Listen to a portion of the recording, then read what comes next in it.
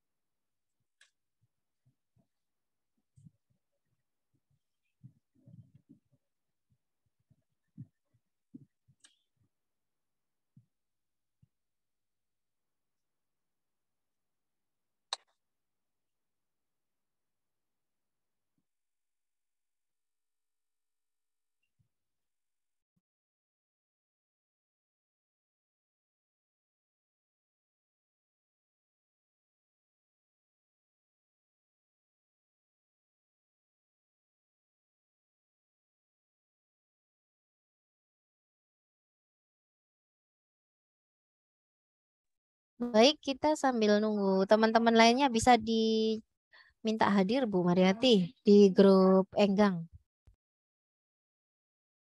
Siap, Bu.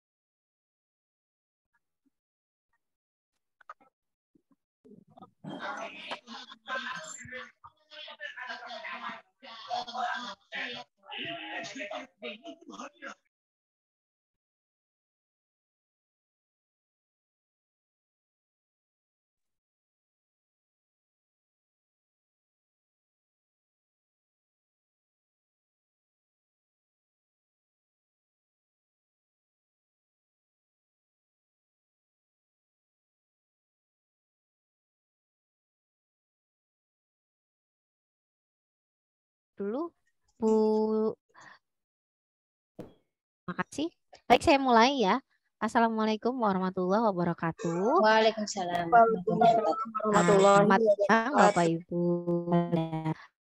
Yang terhormat Bapak Kepala BPMP Provinsi Kalimantan Utara, dalam hal ini Bapak Dr. Jarwoko MPD, kepada yang terhormat Bapak Kepala BGP, Bapak Dr. Andes Hari Purwanto MSI, kemudian yang terhormat Bapak Ketua atau Tata Usaha ya, Koordinator Tata Usaha BPMP Provinsi Kalimantan Utara, Bapak Nurdin MPD, serta seluruh rekan-rekan yang saya sayangi, ya, selalu hadir di setiap hari Selasa dalam kegiatan. Nah, kali ini webinar Sahabat Rumah Belajar tahun 2022 kolaborasi. Nah, Bapak Ibu sekalian, ini rekan-rekan kami di Enggang Benuanta lagi membuat acara nih khusus untuk Bapak Ibu sekalian. Nah, saya harap Bapak Ibu sekalian bisa menyimak dengan seksama. Nantinya Bapak Ibu akan dapat banyak sekali materi-materi yang menarik yang sudah dibagikan ya, yang di-share di narasi bahwa nanti akan ada materi apa saja. Nah, pematerinya ini nanti yang pertama yaitu Ibu siapa dulu? Nanti Bu Mariati, siapa dulu? Saya kan? ya, silakan. Ya, yang pertama Ibu Duroh, yang kedua? Saya. Yang kedua Ibu Mariati, yang ketiga adalah Bu Noni. Nah, baik Bapak Ibu sekalian, mari kita sama-sama yuk ajak rekan-rekan yang semuanya yang belum hadir. Ya. Nah, Bapak Ibu sekalian, sebagai wujud rasa syukur kita kehadirat Allah Subhanahu wa taala, mari kita mulai kegiatan ini dengan bacaan doa. Bismillahirrahmanirrahim. Semoga acara kita dilancarkan dari awal sampai akhir. Baik, selanjutnya Bapak Ibu sekalian, mari kita simak bersama paparan dari para pemateri. Nah, silakan pemateri mengatur alurnya bagaimana dan juga materinya apa saja. Silahkan. Nanti kenalan juga ya Bapak Ibu. Oke, Bapak Ibu sekalian, pada kesempatan kali ini para sahabat rumah belajar ini akan membagikan berbagai informasi terkait juga ada praktik baik ya yang sudah dilakukan gitu ya, serta inovasi-inovasi yang udah dilakukan. Nah, saya harap rekan-rekan semua bisa tetap stay tune di sini. Nanti daftar hadir akan dibagikan saat di ujung acara ya. Kalau acara udah selesai, Bu Mariati yang membagikan ya, Bu. Ya, Bu Mariati yang menyiapkan presensi, Bu Duro. Nah, baik. Bapak Ibu sekalian, mari langsung saja. Nah, kita ini adalah rangkaian dari Enggang Benuanta ya yang kemarin. Jadi ini lanjutannya aja, tidak perlu dibuka lagi sama Pak Kepala karena udah dibuka kemarin gitu ya. Maka ini lanjutannya akan membahas PMM juga. Oke, baik, kita lanjutkan. Mari silahkan Ibu Duro. Baiklah, terima kasih kepada Ibu Duta Anita Nurhasana. Assalamualaikum warahmatullahi wabarakatuh. Selamat siang Bapak Ibu guru hebat yang ada di Nusantara. Izin ya, mohon izin saya tidak menggurui, cuma saya mau berbagi aja tentang pengalaman kami dalam memanfaatkan sumber belajar di rumah belajar sama PMM. Mohon maaf kalau ada suara bising karena ini lagi di perpustakaan, ini satu-satunya tempat yang bisa saya pakai karena yang lainnya kurang memadai jaringannya ya, mohon maaf. Baiklah Bapak Ibu, saya share aja langsung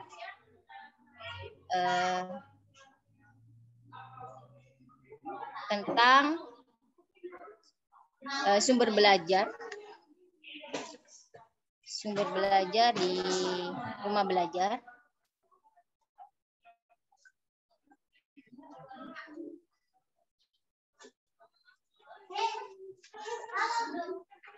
Sudah kelihatan ya ibu-ibu, bapak-bapak? Ya, baiklah. Saya ulang lagi, perkenalkan saya Ibu Duratu Mafia, saya dari SMK 1 Tanjung Selor, Kalimantan Utara. Saya di sini alhamdulillah lolos di tahap keempat, level 4 ya, di Pembatik tahun 2022. Izin saya mau berbagi, ini sumber belajar yang ada di portal rumah belajar merupakan salah satu fitur yang ada di portal rumah belajar, di mana kemarin kita mendapat tugas di level 3, menuju level 3 kita tugasnya membuat media pembelajaran ya, yang mana hasilnya di-share, dikumpul atau dikirim ke sumber belajar portal rumah belajar. Ada apa saja sih di sumber belajar itu? Nah, di sini ada konten audio dan video, kemudian ada konten web, kemudian ada tingkat pendidikan, ini berarti ada dari PAUD, SD, SMP, SMA, SMK, ada pendidikan, ada non kurikulum, ada edukasi gizi. Nah, di mana konten audio video ini banyak isinya dari semua yang sahabat-sahabat maupun duta-duta rumah belajar, ini hasil karyanya sudah di-share, sudah dibagikan di sumber belajar ya. Ada yang dalam bentuk audio, ada yang bentuk video. Termasuk juga ada yang dalam bentuk ini konten webnya ini juga ada dari sahabat-sahabat maupun duta rumah belajar. Nah, saya aja langsung berbagi ini. Misalkan ini ya, saya ambil salah satu konten yang audio video di tingkat pendidikan. Kita cari di sini, kita bisa manfaatkan ya sumber belajar yang ada di portal Rumah Belajar ini dari tingkat paket BC, ada SLB, paket A, PAUD, SD, SMP sampai SMK. Nah, kalau kita mengajar di SMK ya kita klik aja di SMA untuk mencari sumber belajarnya. Kalau kita mengajar di SMA ya kita klik di SMA. Saya kasih contoh aja ini di SMK. Nah, ini di SMK ini ada tampilan video, ada web ya, bentuknya web, ada bentuk audio. Nah, tapi khusus untuk SMK ini kebetulan di konten audionya belum ada isi. Jadi Bapak Ibu ini kalau sempat ada waktu membuat karyanya dalam bentuk audio bisa nanti berbagi di sini. Bagaimana ya caranya kita untuk berbagi di sumber belajar portal Rumah Belajar?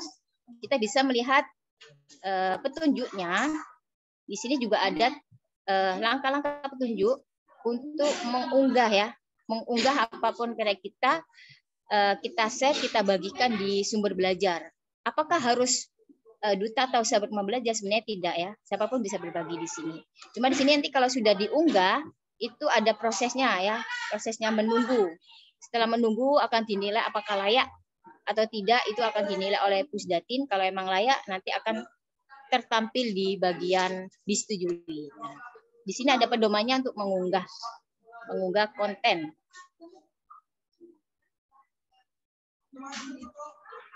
Bisa ya, nggak bisa diklik. Nah, nggak bisa diklik. Saya langsung masuk aja ke akun saya yang sumber belajar portal Rumah Belajar. Jadi kalau Bapak Ibu belum pernah maksudnya belum pernah masuk, bisa aja di sini nanti ada pilihannya daftar sama masuk. Karena saya sudah pernah mendaftar, jadi saya tinggal langsung masuk aja di sini. Nah, tinggal masuk. Karena saya sudah pernah daftar. Kalau Bapak Ibu belum pernah mendaftar, jadi klik aja daftarnya ya. Ini saya mau masuk akun sumber belajar di portal Rumah Belajar.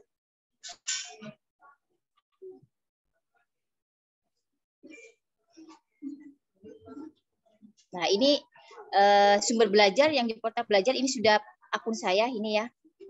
Kebetulan kemarin di level 3 ada tugas untuk membuat sebuah media ya yang kita masukkan sendiri di sumber belajar dengan cara ada cara-caranya kayak gini. Pertama, langkah untuk kita berbagi ya, mengunggah media yang kita punya, media pembelajaran apapun, bisa video, tadi ada juga yang bentuk web, ada yang bentuk audio atau flip ya, atau buku elektronik itu juga bisa. Jadi apapun karya Bapak Ibu yang ingin dibagikan di sumber belajar Rumah Belajar itu bisa sangat banget ya. Ini tinggal tambah konten di sini. Nah, itu caranya. Tapi sebelumnya saya mau tunjuk dulu. Saya ini juga baru belajar ya. Kita sama-sama belajar. Mohon izin. Ini konten saya. Berarti ini kan sudah di akun saya. Ini konten saya. Ini adalah tugas yang pernah saya kirim di sumber belajar Rumah Belajar. Saya kemarin memilih karena keterbatasan laptop saya dan waktu saya. Jadi kemarin saya membuat media pembelajarannya menggunakan Canva dalam bentuk video ya, video nih. Ini bisa dilihat di sini. Ini adalah karya saya yang masih dalam proses menunggu. Kalau sudah dinilai oleh Pusdatin nanti akan berpindah tempat di tempat disetujui. Jadi di sini ada disetujui, ditolak, direvisi atau menunggu. Kebetulan sekarang ini masih menunggu. Ya. Kalau emang ditolak nanti akan posisinya di tempat ditolak. Tapi kalau sudah disetujuin dan akan tayang di sumber belajar, akan posisi media yang kita share di sumber belajar akan masuk di setujui. Ya, gitu.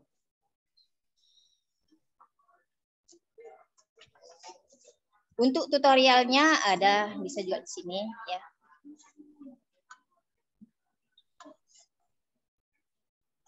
Sementara seperti itu untuk yang di sumber belajar ya, di portal Rumah Belajar. Jadi siapapun bisa, Bapak Ibu yang mau berbagi di portal Rumah Belajar ya.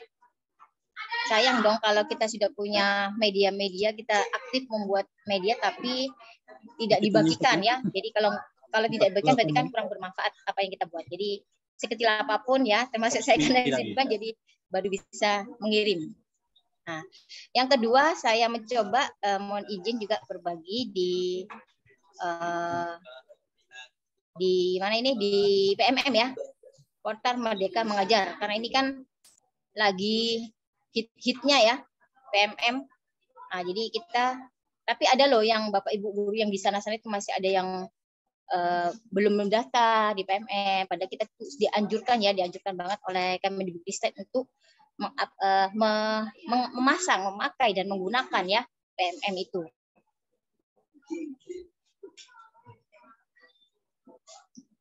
Sebentar, saya coba menge-share.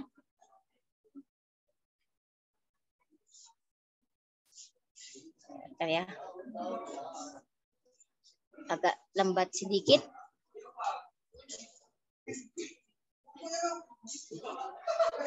Nah,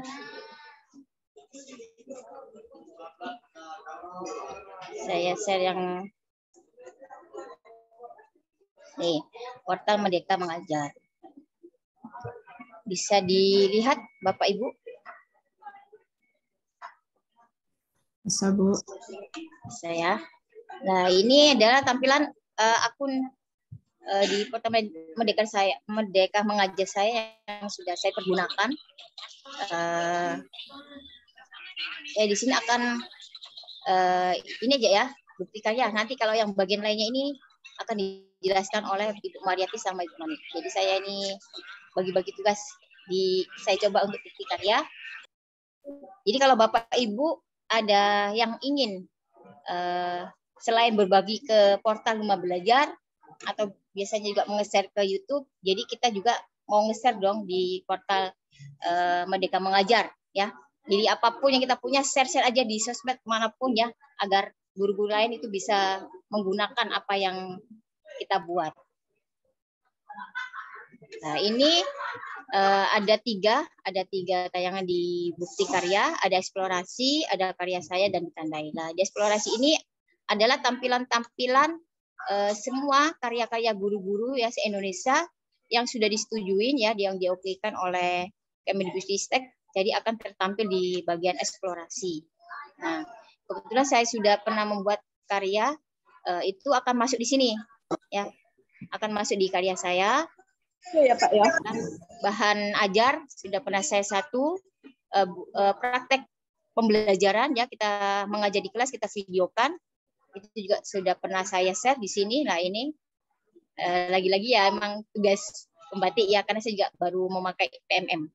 Nah, ini adalah buktinya. Bagaimana Bu cara kita berbagi di PMM ya? Bukti karya kita gimana cara berbaginya? Sebenarnya mudah aja ya. Jadi di eksplorasi kita klik saja ini karya saya. Terus di sini akan ada macam-macam ini ya, kategori karya.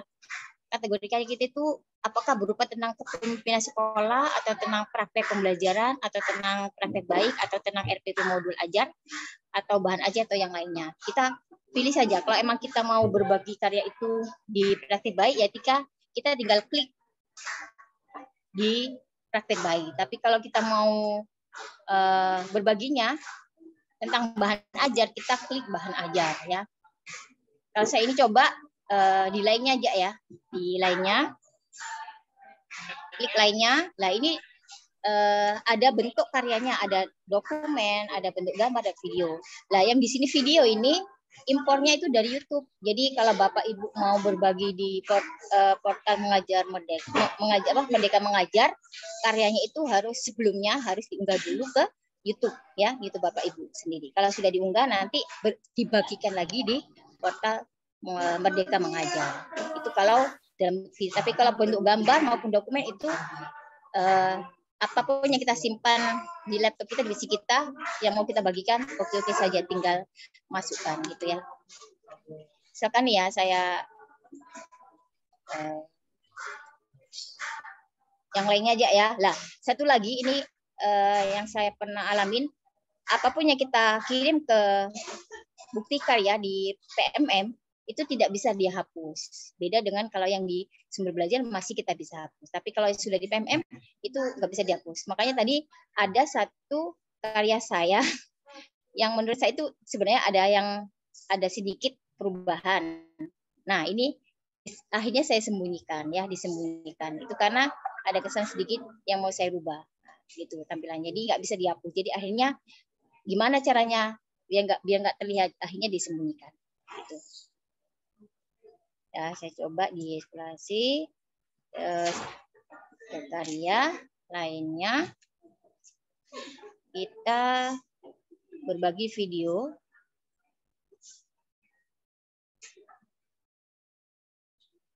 Apakah Anda sudah memiliki video bukti karya di akun YouTube Anda? Ya, kalau belum. Ya, tapi saya nyoba yang lain ya. Takut tadi saya ada gangguan di YouTube saya. Tadi saya nyoba membuka YouTube saya ada sedikit gangguan. Nah, ini saya mau nge-share karya lain. Ini mengambil ya, mengunggah dokumen, berarti dia masuk ke PC atau laptop kita. Kita tinggal cari. Maaf, belum ada karya Anda.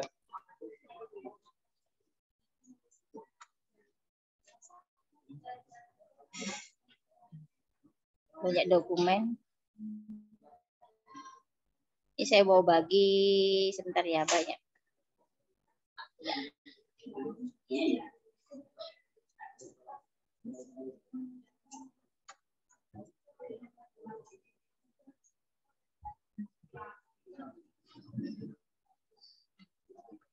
Ini sebentar. Back. Modul ajar. Ya, misalkan ini ya saya share. Jadi ini akan masuk ke PMM, bukti karya. Nah, ini diunggah ya, begitu Bapak Ibu. Simple aja kalau ini berbagi di PMM. Nah, ini sudah.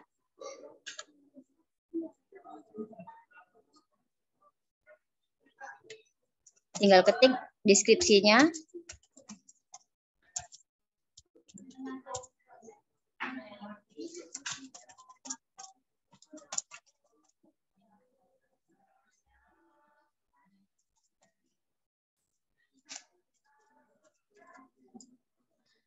Lanjut. Jadi harus ada tulisan. Kalau tidak ada tulisan, itu tidak akan bisa dilanjut ya. Jadi non lainnya. Karena itu tadi umum ya, karena mata pelajarannya tidak ada di draft ini, jadi kita pilih lainnya. Kecuali kalau yang saya share itu misalkan pelajaran agama, kita pilih agama. Tapi kalau enggak ya jadi lainnya. Maklum kalau di SMK kan banyak mata pelajarannya ya, dan jurusannya juga banyak sekali. Jadi susah untuk kita mencari ya, yang sudah di-add itu susah. Kita terbitkan. Udah. Kita terbitkan, bagikan karya, itu otomatis masuk ke bukti karya kita ya. Gitu Bapak Ibu ya. Kalau emang mau dibagikan lewat WhatsApp juga bisa, dibagikan Facebook, Telegram maupun disalin kopinya. Kalau enggak ya sudah ini aja di close. Itu sudah masuk di bukti karya. Mungkin Bapak Ibu yang dapat saya sampaikan, saya hanya berbagi ya. Mohon maaf kalau ada kekurangannya. Terima kasih dari saya, Dr. Mafia. Assalamualaikum warahmatullahi wabarakatuh.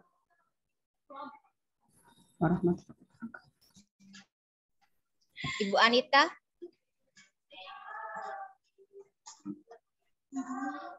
Lanjut saja ya, saya serahin biar langsung terhubung. ke PMM. Saya serahin waktu dan tempatnya ke Ibu Mariati. Silakan Bu Mariati. Ya, terima kasih banyak. Assalamualaikum warahmatullahi wabarakatuh. Selamat siang dan salam sejahtera untuk kita semua. Terima kasih Bapak Ibu telah bergabung bersama kami. Yang saya hormati Kepala BPMP Provinsi Kalimantan Utara, Bapak Dr. Jarwoko MPD. Yang saya hormati Kepala BGP Provinsi Kalimantan Utara, Bapak Hari Purwanto MSI. Yang saya hormati Bapak Kasubag TU BPMP Kalimantan Utara, Bapak Nurdin MPD, serta rekan-rekan guru se-Nusantara yang telah bergabung dalam kegiatan webinar kolaborasi Sahabat Rumah Belajar Kalimantan Utara tahun 2022. Mohon izin saya melanjutkan materi terkait dengan paparan yang telah disampaikan oleh Ibu Fia berkaitan dengan bagaimana caranya kita menggunakan atau mengupload praktik baik dalam sumber belajar yang ada di rumah belajar. Kemudian yang kedua tadi disampaikan bagaimana caranya praktik baiknya mengupload tugas, mengupload karya yang dibukti karya yang ada di fitur PMM. Nah, di sini saya akan berbagi terkait dengan bagaimana di PMM juga ada fitur lain Bapak dan Ibu ya. Mohon izin Bu Pia, saya share sedikit, mungkin ada saya PPT sedikit yang saya harus sampaikan.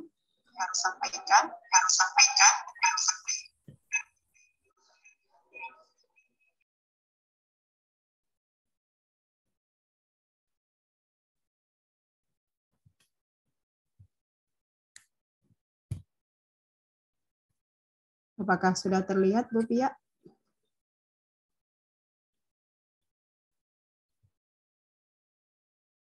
Oke, baik Bapak dan Ibu, mohon izin di sini sudah disampaikan tadi oleh Ibu Anita terkait dengan bagaimana pemanfaatan dan praktik baik dalam menggunakan PMM ya, platform Merdeka Mengajar.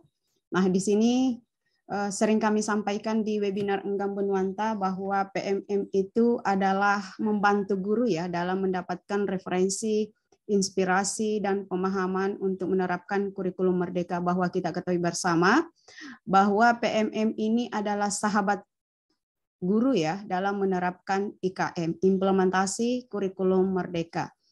Bapak dan Ibu, sekarang ini sudah ada versi terbaru lagi dari PMM di Play Store, yaitu di versi terakhir, yaitu di versi 1.20.0. Silakan Bapak Ibu untuk HP-nya yang berbasis Android, silakan diperiksa untuk versinya dengan cara silakan dibuka PMM-nya, kemudian dilihat di bagian pengaturan di bagian bawah yang berupa gear, kemudian diklik dan lihat versi terbaru yaitu 1.20.0. Jika sudah dengan versi terbaru berarti itu yang untuk sekarang Bapak dan Ibu. Yang kalau masih versinya 1.19, 1.18, 17 ke bawah silahkan di-update dengan cara buka kembali Play Store-nya, kemudian diklik kembali platform Merdeka Mengajar, dan kemudian di-update versi terbaru untuk PMM. Oke, baik, saya lanjutkan Bapak dan Ibu. Nah, di sini di dalam PMM ada 3 hal ya ketika kita menggunakan PMM dalam implementasi kurikulum merdeka, yaitu dalam kegiatan mengajar, kemudian dalam kegiatan belajar ya dan berkarya. Nah, di sini saya akan berbagi dalam hal mengajar, artinya PMM ini tersedia bagi Bapak dan Ibu dalam mengimplementasikan kurikulum merdeka dalam hal mengajar di kelas. Di dalam mengajar ada 2 fitur yang terdapat di dalam mengajar, yaitu fitur perangkat ajar, di mana di perangkat ajar tersedia di sini lebih dari 22.000 referensi perangkat ajar yang berbasis kurikulum merdeka. Jadi Bapak dan Ibu bisa membuka fitur perangkat ajarnya. Kemudian fitur mengajar kedua, di sini ada fitur asesmen murid. Nah, di asesmen murid ini digunakan oleh Bapak Ibu guru bisa membantu dalam melakukan analisis diagnostik terkait dengan literasi dan numerasi dengan cepat sehingga dapat menerapkan pembelajaran yang sesuai dengan tahap capaian dan perkembangan peserta didik. Itu untuk kegiatan mengajar Bapak dan Ibu ya. Nah, di sini saya akan memberikan sedikit gambaran, mungkin Bapak dan Ibu sudah paham sebenarnya, cuma saya mengingatkan kembali dan berbagi dalam hal bagaimana asesmen tersebut. Bapak dan Ibu, di sini untuk asesmen itu sebenarnya adalah sebelum saya masuk ke PMM fitur asesmen murid Bapak dan Ibu ya. Jadi saya berbagi dulu bagaimana asesmen yang sebenarnya. Nah, asesmen itu terbagi atas dua ya, asesmen formatif dan asesmen sumatif yang biasa kita kenal Bapak dan Ibu ya, yang seringkali biasa kita kenal ada formatif, ada sumatif. Nah, bagaimana yang dikatakan dengan formatif? Nah, formatif di sini untuk pemetaan atau untuk membantu proses belajar siswa. Nah, kapan dilaksanakan Bapak dan Ibu? Asesmen formatif ini dilaksanakan di awal tahun ajaran. Seperti kemarin di bulan Juli, ini bisa dilakukan asesmen formatif, kemudian bisa juga di awal semester, Bapak dan Ibu, baik itu semester 1 ataupun semester 2. Atau bisa dalam hal saat pembukaan sekolah, berarti ini sama juga ya Bapak dan Ibu, ya semuanya berawal dari bulan Juli ya, di awal semester. Bagaimana dengan asesmen sumatif? Nah, asesmen sumatif di sini Bapak Ibu itu berkaitan dengan untuk penilaian akhir peserta didik kita. Bagaimana caranya menilai asesmen untuk sumatif bisa kita lihat dari ulangan harian peserta didik kita Bapak Ibu. Kemudian selain dari ulangan hariannya bisa kita melihat kalau dulunya ya kita kenal UTS, kalau sekarang PTS. Nah, PTS itu termasuk sumatif. Kemudian dulunya kita kenal dengan istilah UAS, kalau sekarang PAS ya, istilah PAS, penilaian akhir semester. Nah, ketiga hal ini adalah dikatakan sebagai asesmen sumatif. Nah, waktunya adalah Bapak Ibu yang menyesuaikan atau berdasarkan kalender pendidikan di masing-masing kabupaten untuk penilaian UTS dan UAS. Kalau ulangan harian, Bapak Ibu yang tahu, yang bisa mengatur. Nah, kembali ke asesmen formatif Bapak dan Ibu. Karena tadi dikatakan bahwa asesmen formatif itu terjadi sebagai bentuk pemetaan yang dilakukan di awal tahun, awal semester, atau saat pembukaan sekolah. Nah, di mana kita ketahui bahwa asesmen formatif terbagi dua. Ada yang dikatakan asesmen diagnosis, ya, yang biasa Bapak Ibu dengar. Asesmen diagnosis terbagi dua, Bapak dan Ibu, ya. Asesmen diagnosis non-kognitif dan asesmen diagnosis kognitif. Nah, yang mana yang dikatakan di sini? Bapak Ibu bisa melihat bahwa non-kognitif adalah seperti psikologisnya siswa. Kita harus memahami psikologis siswa kita di kelas itu seperti apa. Kemudian emosi siswa kita itu seperti apa, ya. Dan kemudian lingkungan sosial siswa kita itu berada di lingkungan mana. Ya, kita akan melihat bagaimana kondisi keluarganya, lingkungannya seperti apa. Nah, itu ketika Bapak Ibu melakukan suatu asesmen terkait dengan ketiga hal ini, berarti Bapak Ibu sudah menerapkan asesmen diagnosis non-kognitif. Kemudian yang kedua, dari asesmen formatif tadi kita ketahui bahwa ada dikatakan asesmen diagnosis asesmen diagnosis kognitif. Nah, di kognitif ini apa yang bisa kita gali dari kognitifnya siswa? Kita bisa menggali dari mata pelajaran atau KD tertentu. Nah, mata pelajaran tergantung dari setiap jenjang, berbeda-beda ya jumlahnya. Kemudian dalam hal ini yang kedua bisa dalam hal literasi siswa ya. Kalau di SD kita biasanya literasi ya. Literasi itu yang bagaimana yang bisa kita terapkan dalam asesmen kognitif? Bisa seperti membaca dasar, kemudian membaca lancar, kemudian membaca pemahaman. Ini ketiga hal literasi yang bisa kita terapkan ketika mau mengetahui kognitifnya dalam hal literasi. Kemudian bisa juga dalam hal numerasi. Nah, numerasi bisa hal dalam aljabar, bilangan, dan lain sebagainya, Bapak dan Ibu ya. Nah, terkait dengan asesmen, inilah asesmen yang harus kita ketahui, yang harus kita terapkan di kelas masing-masing, Bapak dan Ibu. Oke, di sini saya lanjutkan sedikit. pemahaman tentang asesmen kognitif, bahwa asesmen diagnosis non-kognitif merupakan penilaian yang penting diberikan kepada siswa di awal pembelajaran. Untuk apa, Bapak dan Ibu? Untuk mengetahui yang pertama, untuk mengetahui kesejahteraan psikologis dan emosional siswa kita. Ini penting sekali. Ketika kesejahteraan psikologis dan emosionalnya terganggu, otomatis kognitifnya tidak bisa kita dapatkan, Bapak dan Ibu, ya, karena sangat mempengaruhi. Kemudian yang kedua, aktivitas siswa selama belajar di rumah. Ketika kondisi keluarganya, keluarga siswa tersebut mendampinginya dengan baik, otomatis kognitifnya akan kita, kognitif siswa tersebut bisa mempengaruhi Bapak dan Ibu, ya. Baik. Nah, di sini di asesmen non kognitif bisa kita lihat untuk misalnya ada alurnya di sini, merencanakan pertanyaan apa saja yang bisa ditanyakan kepada siswa terkait dengan asesmen non tadi. Bisa kita tanyakan Bapak dan Ibu, ya, bagaimana, dengan siapa, atau kapan, di mana kamu belajar di rumah. Ini bisa kita tanyakan kepada siswa. Ini dilakukan di awal Bapak dan Ibu, ya, di awal semester atau di awal pembelajaran, di awal tahun ajaran. Bagaimana perasaanmu, kemudian apa yang kamu inginkan. Nah, ini berkaitan dengan kita membuat perencanaan pertanyaan. Yang kedua, setelah itu, apa yang kita lakukan lagi? Merencanakan format penilaiannya.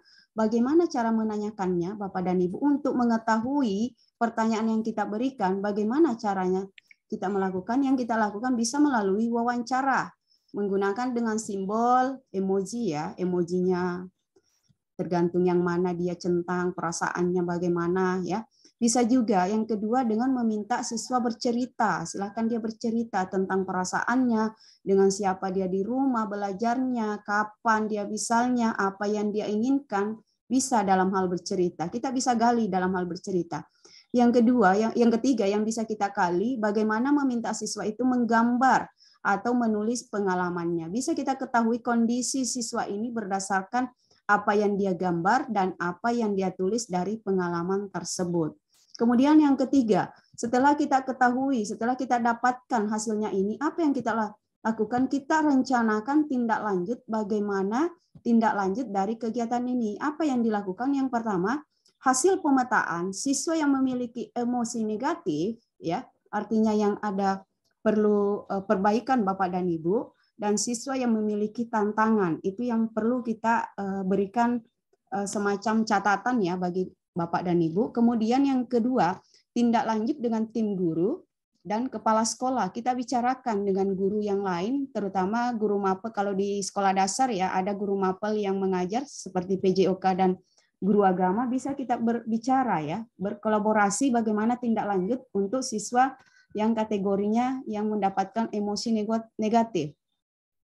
Kemudian yang ketiga, tindak lanjut dengan siswa dan keluarganya. Bagaimana kita bisa mengetahui, misalnya bisa kita datangi keluarganya, apa yang terjadi yang sudah kita dapatkan seperti ini. Nah, ini adalah rencana tindak lanjut yang Bapak Ibu lakukan ketika ingin mengetahui asesmen non-kognitif dari setiap siswa di kelas Bapak dan Ibu.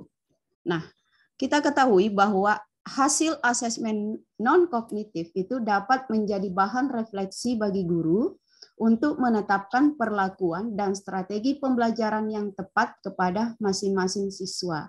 Jadi Bapak dan Ibu, hasil dari kognitif tadi rupanya bisa menjadi refleksi Bapak Ibu. Bagaimana bisa menerapkan atau menetapkan suatu strategi pembelajaran bagi setiap siswa yang memiliki kondisi yang berbeda-beda.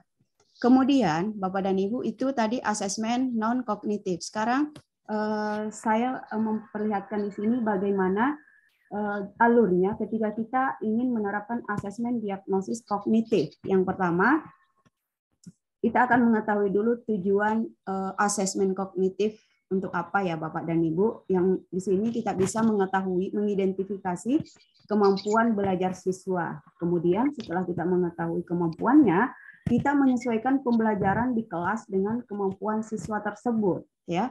Setelah itu apa yang dilakukan? Kita memetakan dan mengidentifikasi siswa yang membutuhkan kelas remedial atau pelajaran tambahan bagi siswa yang mengalami kemampuan kognitif yang seperti intervensi dan lain sebagainya, dasar ya Bapak dan Ibu. Nah, ini adalah alur bagaimana kita ingin menerapkan asesmen diagnosis kognitif di kelas. Nah, perencanaannya seperti apa? Nah, kita bisa melihat, Ibu, pertama, kita identifikasi tujuan asesmen kita seperti apa. Kemudian yang kedua, kita membuat instrumen asesmen, apa yang akan kita lakukan. Nah, untuk instrumen asesmennya Bapak dan Ibu, sekarang ini kita sebagai guru sudah ada di fitur asesmen murid yang ada di platform Merdeka Mengajar. Jadi instrumen sudah ada di sana. Tinggal kita mengidentifikasi tujuannya, kemudian kita membuat jadwal asesmennya kapan mau dilakukan, ya. Kemudian kalau kita yang keempat mengolah hasil asesmen, ketika kita menggunakan instrumen atau asesmen murid yang ada di PMM lebih enak Bapak dan Ibu. Kenapa saya katakan seperti itu? Karena bisa dianalisis secara langsung, secara online ketika siswa mengerjakan asesmen tersebut secara online. Kemudian setelah ada pengolahan hasil asesmennya, apa yang dilakukan? Kita rumuskan tindak lanjutnya atau strategi penanganan terhadap siswa tersebut dari hasil asesmen yang sudah kita berikan. Nah, Bapak dan Ibu, terkait dengan hal itu, saya akan mengajak Bapak dan Ibu melihat bagaimana asesmen murid di platform Merdeka Mengajar. Ya, di sini kita lihat bahwa ini untuk bagian dari asesmen Bapak dan Ibu ya. Jadi saya akan mengajak Bapak Ibu untuk membuka ya, Ini saya keluar dulu. Asesmen ya, fitur asesmen. Nah, baik Bapak dan Ibu, saya akan membuka salah satu fitur yang ada di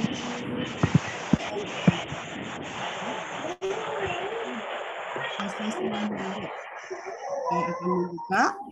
Baik Bapak dan Ibu, ini sebenarnya sudah disampaikan ya pada saat webinar Enggang Benuanta, saya tidak tahu edisi keberapa, saya lupa. Sudah disampaikan bahwa ini terkait dengan asesmen, fitur asesmen murid. Saya hanya membuka kembali, mengingatkan kembali, merefresh kembali Bapak dan Ibu ya untuk kegiatan untuk fitur asesmen murid. Nah, Bapak Ibu, fitur asesmen murid ada dua ya, ada dua fitur subfiturnya, yaitu pilihan AKM kelas dan yang kedua adalah fitur AKM kelas saya. Nah, di mana di dalam sini Bapak Ibu sudah paham ya. Kemudian kita bisa melihat Bapak Ibu ya, ini fasenya. Permisi Bu Mariati, tampilan PMM-nya belum kelihatan, ini masih slide PPT-nya. Oh ya, Kak. Yang saya lihat. Iya. Ibu tutup dulu.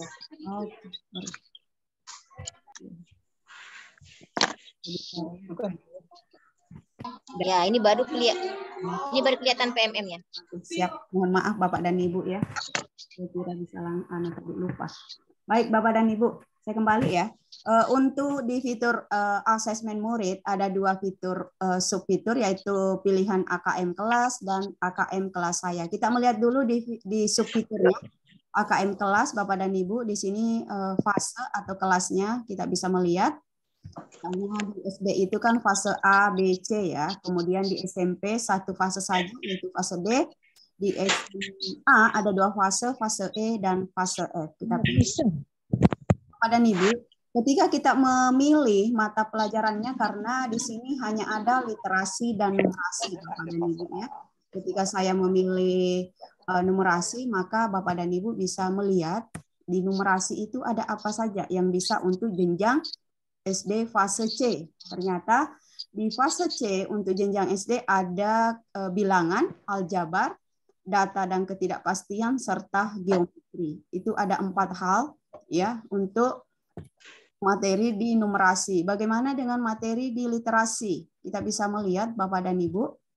Nah, di sini literasi ada 2 yaitu teks informasi dan teks sastra.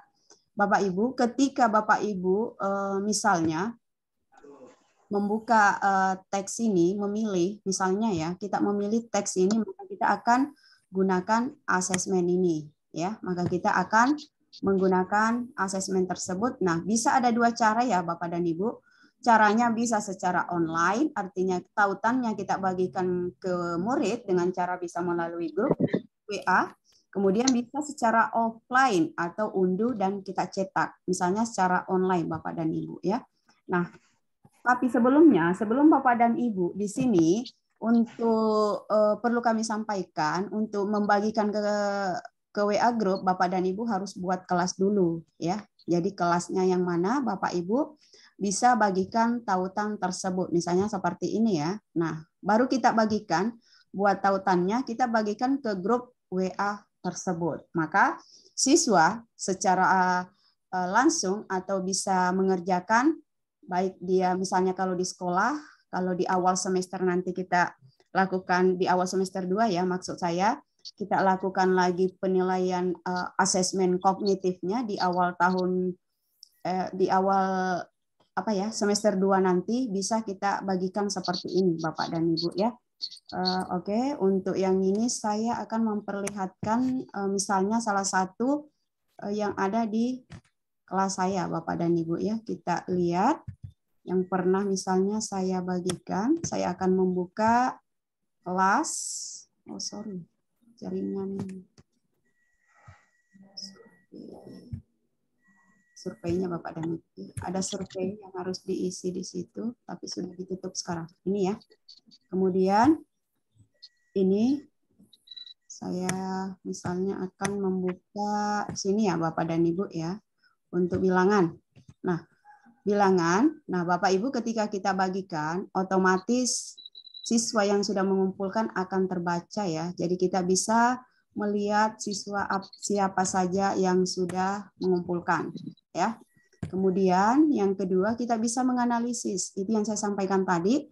Kalau kita bagikan secara online berarti bisa kita analisis langsung. Tapi dari soal yang di sini kan tersedia ada berapa soal ya. Kita bisa lihat tersedia beberapa soal. Dalam kategori soal ini ada soal itu adalah soalnya numerasi. Nah, Bapak Ibu harus memberikan untuk skornya ya, atau skor untuk nilai numerasinya. Tapi jangan Bapak Ibu jangan takut karena kunci jawabannya sudah tersedia. Ketika kita ingin kenapa tidak ke bawah? Gambarannya. Kenapa tidak ke bawah nih? Punya siapa nih? Ya, kenapa Bu? Oke, Bapak dan Ibu, saya lanjutkan ya. Nah, kalau yang pernah saya berikan kepada siswa saya, ternyata Bapak dan Ibu, ada 2 kategori yang ada di kelas saya. Untuk kategori tadi yang kategori bilangan ya, Bapak Ibu. Ada kategori siswa saya yang masuk intervensi khusus, ya luar biasa ya, banyak ya, karena matematika. Kemudian di kategori pemahaman dasar ternyata tidak ada yang masuk kategori ini, tapi dia masuk langsung di kategori cakap ya. Baru 6 murid ya. Kita lihat di kategori kelebihannya Bapak dan Ibu. Ketika kita analisis secara online ya, kita bisa melihat dari siswa tadi kompetensi yang belum dicapai atau yang akan kita lakukan pendampingan ini Bapak dan Ibu. Jadi kita bisa memetakan nama-nama siswa kita ini, ya, nama siswa kita ini kita petakan, kita kelompokkan, ya, terkait dengan hasil yang telah didapatkan. Nah, apa yang kita lakukan sebagai tindak lanjut dari kegiatan ini, Bapak dan Ibu, dari kegiatan asesmen kita, ini yang harus kita berikan kepada siswa. Seperti saya tadi ada 20 siswa. Inilah kompetensi yang harus mereka capai, yang harus mereka kita berikan selama proses pembelajaran supaya pada tes selanjutnya mereka bisa meningkat hasil asesmennya ya. Ini kelebihannya kalau secara online. Kita akan melihat bagaimana yang kategori cakap tadi Bapak dan Ibu ya. Nah, kalau kategori cakap kita bisa melihat dia kelihatan kompetensi yang sudah dicapai ya. Kemudian ternyata karena dia masih cakap, berarti otomatis masih ada kompetensi yang belum dicapai Bapak dan Ibu. Ini kompetensi ini yang belum dicapai oleh siswa saya di kelas tersebut. Jadi ini yang harus saya lakukan pendampingan terkait dengan ke-6 siswa saya yang berada di kategori cakap. Nah, itu Bapak dan Ibu terkait dengan penggunaan analisis instrumen fitur asesmen murid. Nah, Bapak dan Ibu, kegiatan yang seperti ini yang harus kita lakukan ya di awal semester tadi ya. Kemudian bisa setiap bulan kalau Bapak Ibu mampu punya waktu, bisa 2 bulan sekali, bisa 3 bulan sekali, 4 bulan sekali, 6 bulan sekali, atau jangan sampai 1 tahun sekali Bapak dan Ibu ya. Kelewatan kalau Bapak dan Ibu melakukan asesmen setahun sekali ya. Paling sedikit minimal itu dua kali setahun ya, artinya per semester Bapak Ibu.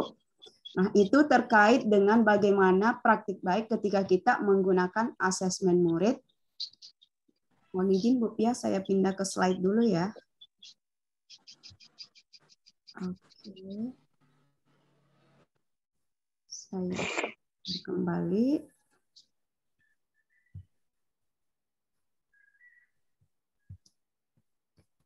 Sudah kelihatan Bu Pia? Halo? Sudah Bu, silakan buka PMM di fitur Tadi Bapak Ibu ya, saya sudah memperlihatkan bagaimana praktik baik ketika kita menggunakan fitur asesmen. Nah, Bapak dan Ibu, ini perlu saya sampaikan bahwa ada hal yang harus diperhatikan ketika kita melakukan program tentang pembelajaran diferensiasi atau kita kenal dengan pembelajaran berbeda.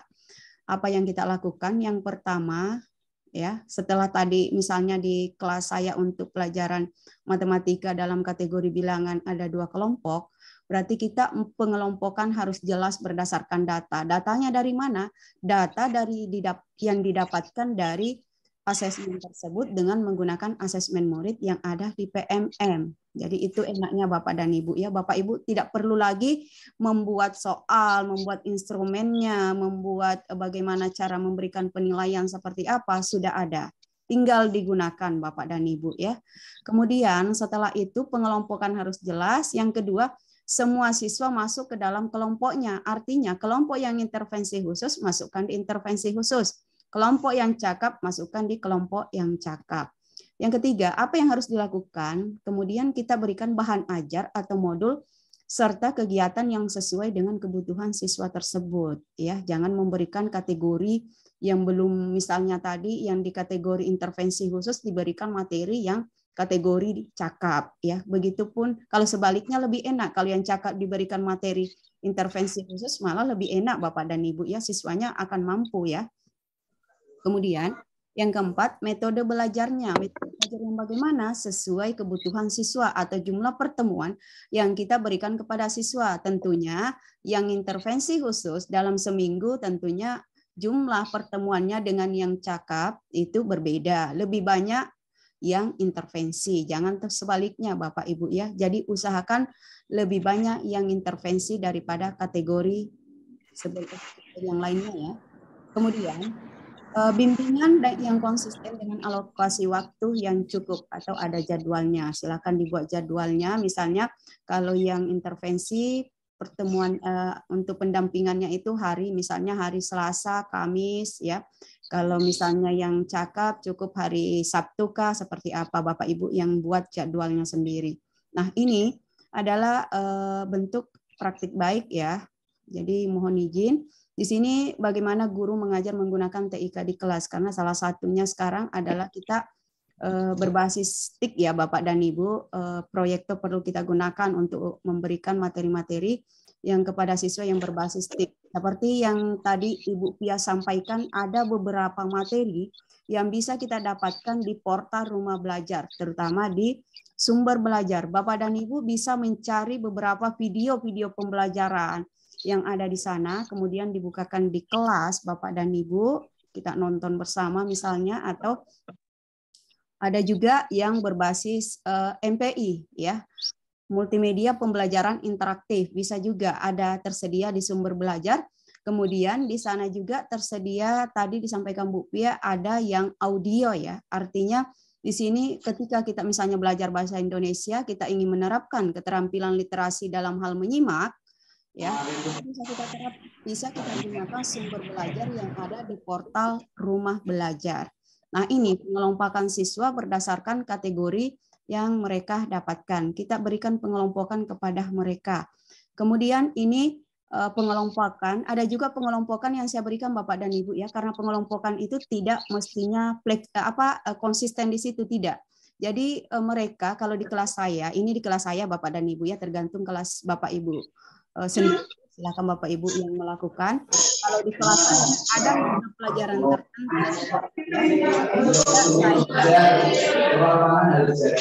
berdasarkan hasil asesmen tadi. Seperti misalnya saya gabungkan mereka. Ketika saya misalnya di pelajaran PKN, saya memberikan yang kelompok cakap tadi ke kelompok-kelompok yang lain ya.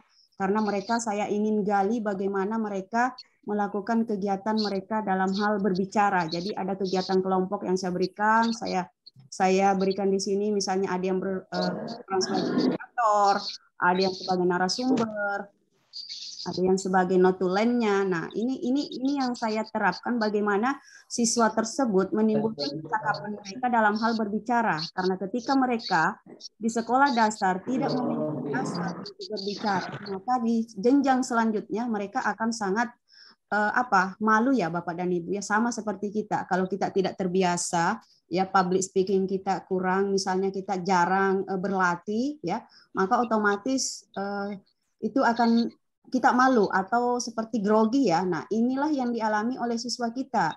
Ketika misalnya dia disuruh membaca undang-undang upacara, mereka grogi. Karena kenapa? Kita tidak memberikan latihan kepada mereka untuk berbicara di depan teman-temannya.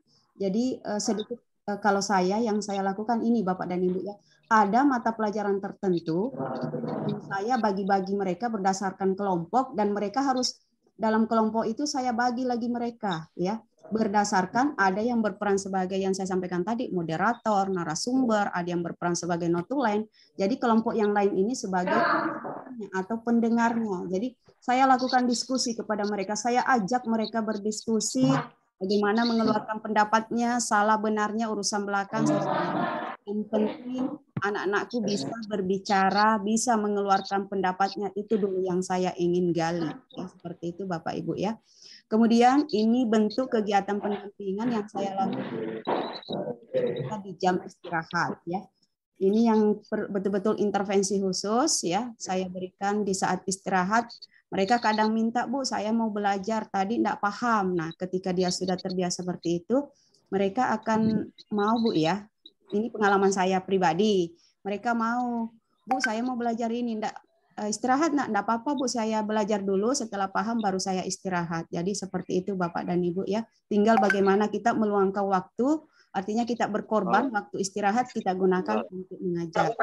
Nah, ini praktik baik yang berikutnya yang saya ini pada saat mereka belajar ya, kelompok yang cakap bisa membantu, ini saya berikan kategori mereka dalam teman sebaya ya, tutor teman sebaya. Jadi kelompok yang mampu tadi saya berikan kesempatan untuk bagaimana mengajarkan kelompok yang kurang atau yang intervensi tadi. Mereka malah senang ya ketika kelompok yang cakap diberikan kesempatan, silahkan diajarin temannya seperti apa ya, berbagi caranya bagaimana. Kemudian teman yang belum bisa, mereka juga senang ya Bapak dan Ibu, karena mungkin karena teman sebaya sama-sama, kemudian setelah mereka belajar maju ke depan saya mengulang kembali yang diajarin tadi, apakah benar yang sudah disampaikan. Seperti itu Bapak dan Ibu ya. Ini kegiatannya juga yang bisa dilakukan ya, di depan, langsung di depan saya juga. Baik Bapak dan Ibu, mungkin untuk di sesi saya terkait dengan saya menjelaskan salah satu fitur yang ada di yang ada di platform Merdeka Mengajar ya, terkait dengan bagaimana menggunakan asesmen murid, fitur asesmen murid dalam proses pembelajaran di kelas, karena saya rasakan manfaatnya Bapak dan Ibu dengan adanya platform Merdeka Mengajar, disediakannya materi-materi untuk mengajar Bapak Ibu di kelas, saya dapatkan hikmahnya Bapak dan Ibu ya. Silakan bagi Bapak dan Ibu yang ingin mencoba, silakan mulai dari sekarang ya dilakukan. Kalaupun masih dalam proses belajar belum maksimal, saya juga dalam proses belajar ya, menemukan hal-hal yang lain, yang penting kita mencoba dulu, akan mendapatkan pengalaman yang baru Bapak dan Ibu. Demikian Bapak dan Ibu untuk sesi saya. Ya, mohon maaf yang sebesar-besarnya jika dalam penyampaian saya ada salah kata maupun ucapan yang menyinggung perasaan Bapak dan Ibu. Saya mohon maaf yang sebesar-besarnya karena kebenaran milik Allah Subhanahu wa Ta'ala. Selanjutnya saya akhiri dengan ucapan wassalamualaikum warahmatullahi wabarakatuh. Waalaikumsalam warahmatullahi wabarakatuh. Moderator Ibu Tia. Terima kasih Bu Mariati atas paparannya. Berikutnya kita sambut paparan yang ketiga yang akan disampaikan oleh Ibu Noni. Ibu Noni, waktu dan tempat kami persilakan. Baik, terima kasih Bu Moderator. Baik Bapak Ibu, berikutnya saya akan memaparkan materi mengenai pelatihan mandiri yang ada di platform Merdeka Mengajar. Baik, langsung aja Bapak Ibu ya, karena waktu kita sudah tidak terlalu. Bu Mariati, mohon bantuan untuk share screen Bu Mar.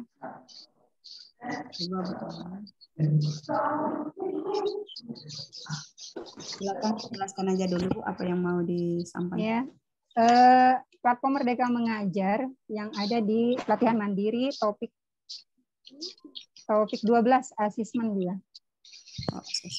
Ya, kan itu Bu Mariati tadi mengenai asesmen juga ya. Ya, asesmen murid. Jadi nyambungnya di platform Merdeka Mengajar yang ada di pelatihan mandiri. Saya melanjutkan mengenai asesmen yang dijelaskan oleh Bu Mariati. Saya melanjutkan untuk yang di PMM.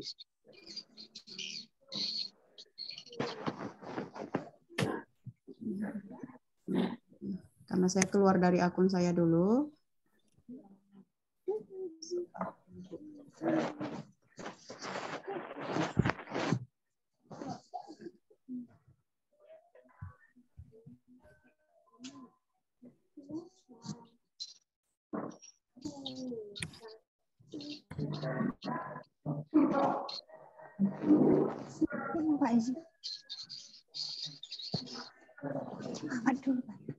Bu Noni ya.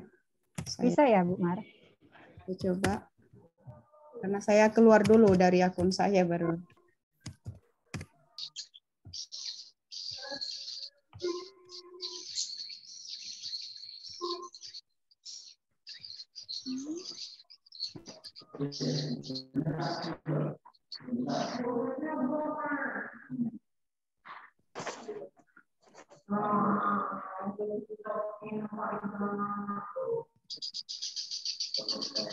Mungkin ya Bapak proses.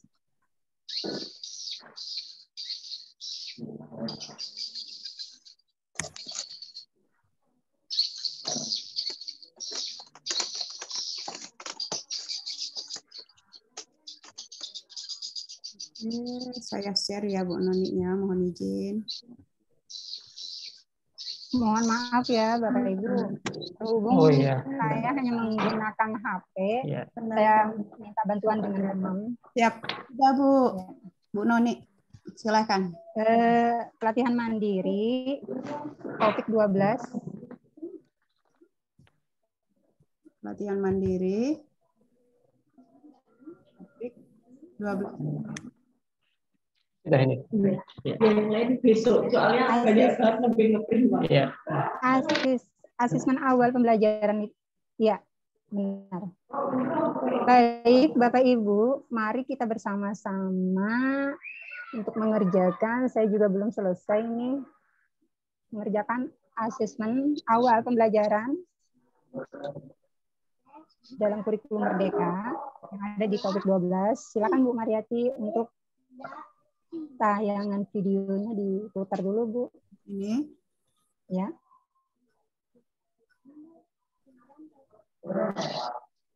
Oh, nah, kedengaran suaranya ya Bu Noni ya? Tidak terdengar. Tidak kedengaran kah? Iya. Tidak ya, saya keluar dulu. Tidak kedengaran ya Bu? Wah, saya masih menyimpan modul ajar. Sudah, Bu. Sudah terdengar, Bu. Sepertinya murid-murid saya sekarang juga bisa mencapai tujuan-tujuan pembelajaran pada modul ajar ini. Sekarang, mari kita dengar Laras untuk membaca kata-kata ini. Laras? A, N. Bagaimana kalau Mika? E, D. Mau mencoba membaca?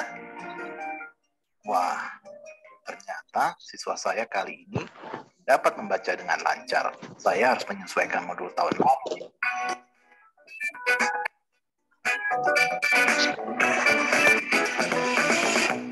Halo Ibu dan Bapak Guru, salam dan bahagia. Ibu dan Bapak tentunya kerap menghadapi masalah yang serupa di awal tahun ajaran. Namun sebelumnya, sudahkah Ibu dan Bapak mengetahui kemampuan setiap peserta didik di kelas pada kurikulum Merdeka? Ibu dan Bapak perlu merancang pembelajaran yang sesuai dengan kebutuhan dan kemampuan peserta didik untuk memaksimalkan potensi yang unik pada setiap peserta didik.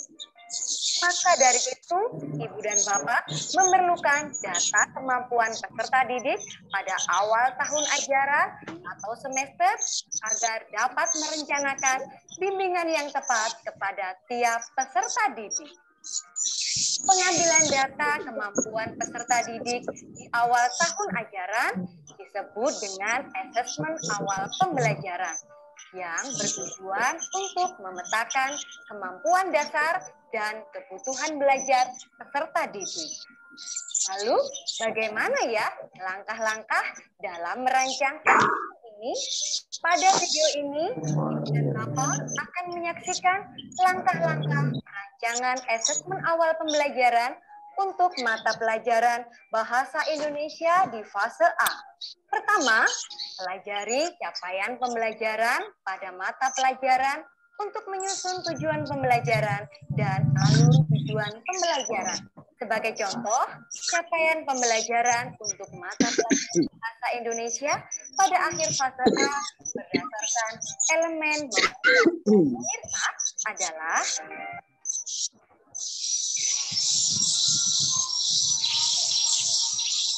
selanjutnya, dalam penyusunan tujuan pembelajaran, identifikasilah kompetensi-kompetensi yang harus dikuasai peserta didik pada fase tersebut.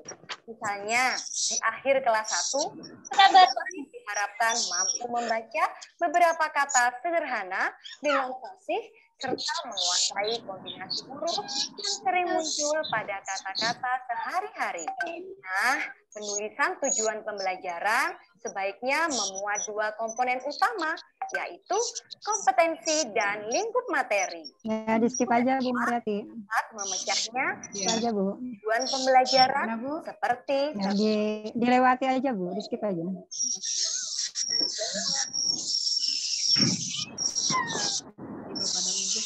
Berikutnya Bu Mar.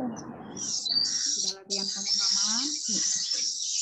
Berikutnya latihan mandiri ya, latihan pemahaman. Ya. Bapak Ibu, mari kita bersama mengerjakan untuk latihan pemahaman. Soal yang pertama, untuk memetakan kemampuan peserta didik di awal tahun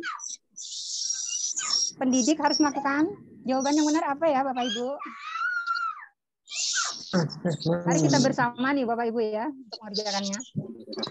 Sama-sama kita tuntaskan. 66. Sebenarnya kita nggak perlu. Jawabannya yang benar apa ya? Asesmen awal pembelajaran. Iya. Asesmen awal Bu Mas, asesmen awal pembelajaran. Ada grup sekarang kan? Grup 66.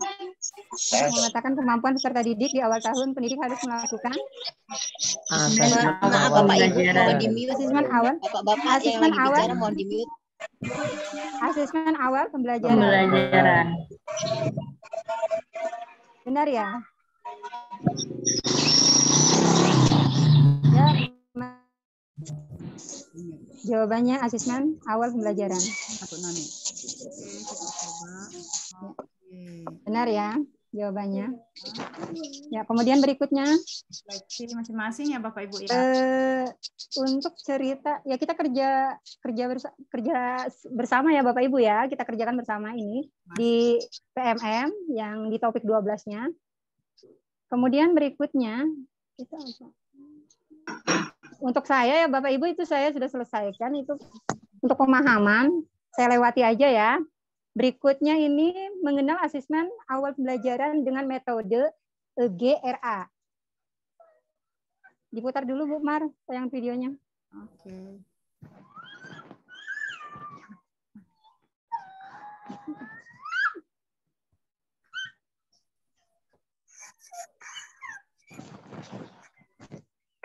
Pada akhir fase A, siswa diharapkan mampu membaca kata-kata yang dikenalinya sehari-hari dengan fasih. Pada akhir fase B, siswa diharapkan mampu membaca kata-kata baru dengan pola kombinasi huruf yang dikenalinya dengan fasih. Capaian pembelajaran ini menunjukkan bahwa pada kelas 1, 2, dan 3, siswa perlu dibantu untuk meningkatkan kemampuan membacanya secara sistematis.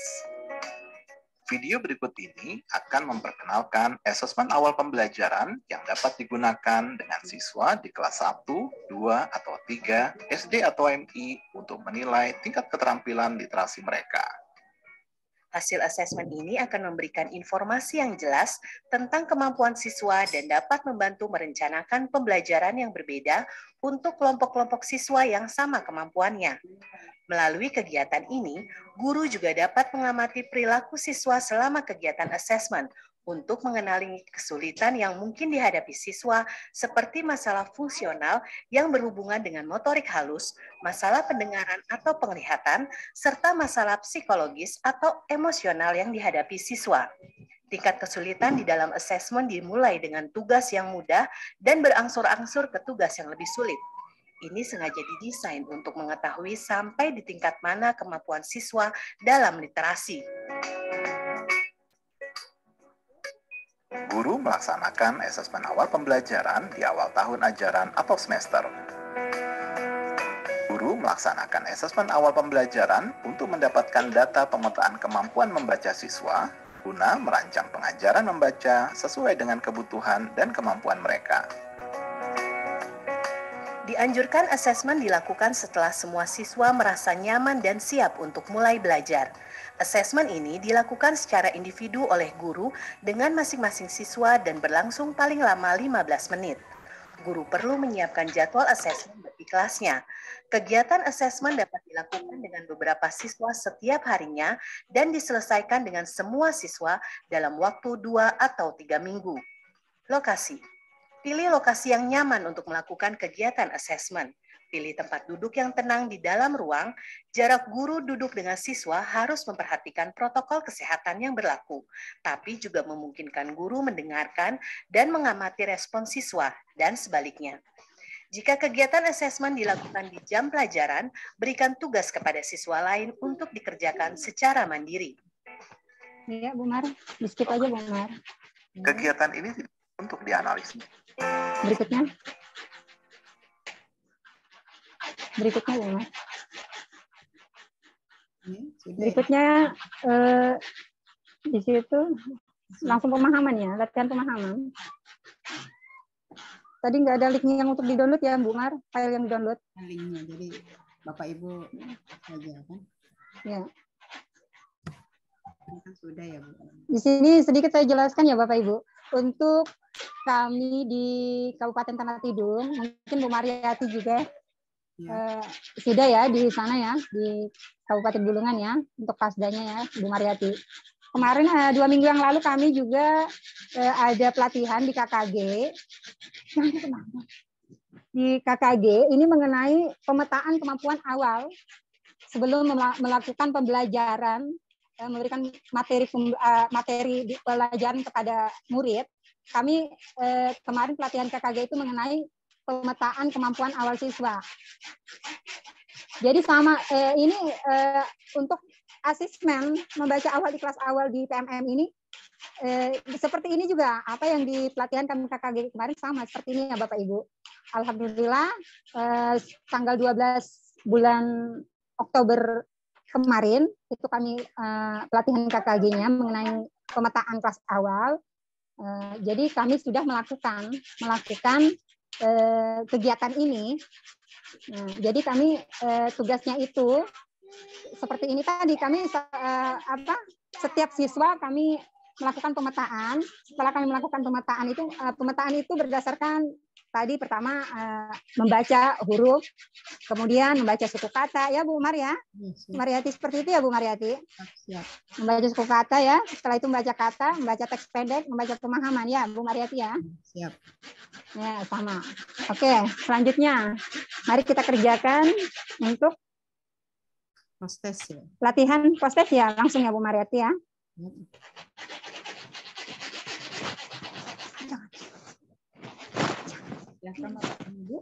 Ya, mari Bapak Ibu kita bersama kerjakan ya untuk postesnya.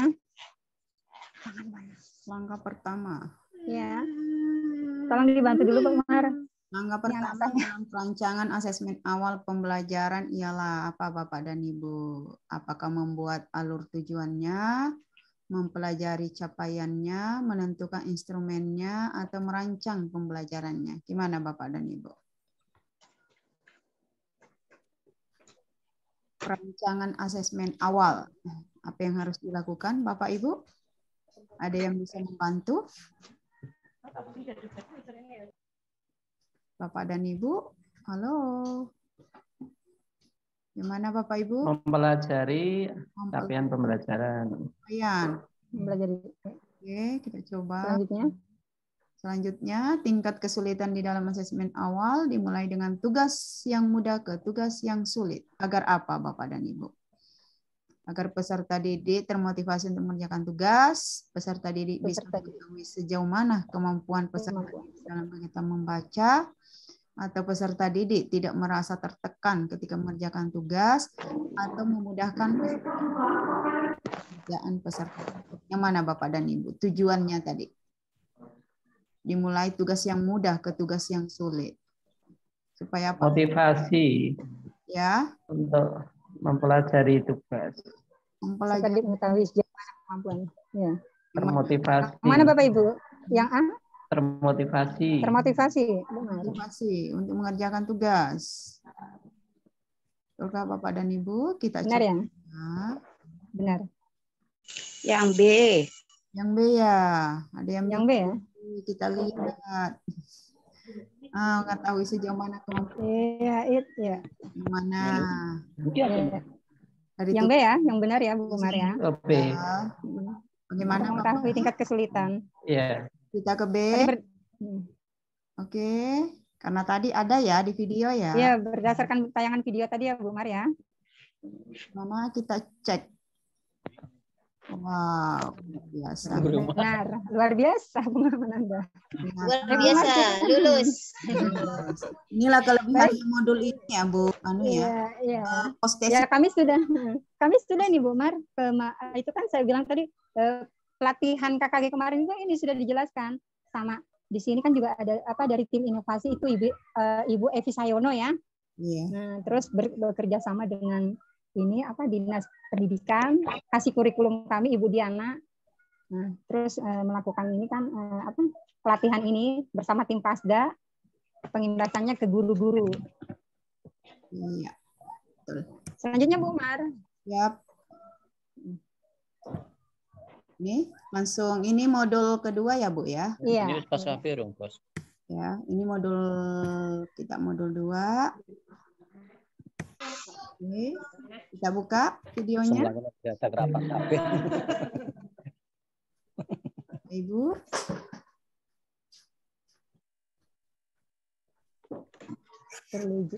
Reading assessment. Asesmen ini terdiri dari 5 bagian. 1.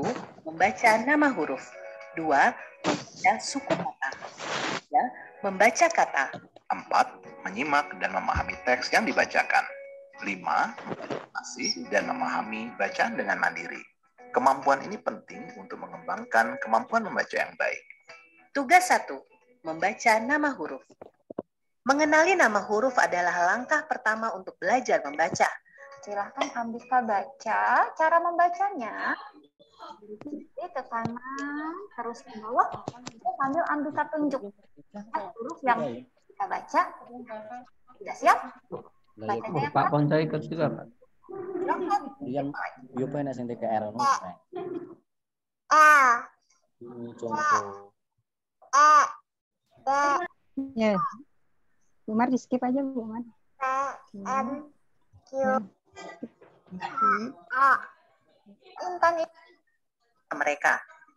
Semua informasi ini akan memungkinkan guru untuk membentuk kelompok di kelas dan menargetkan pengajaran guru pada tingkat yang tepat.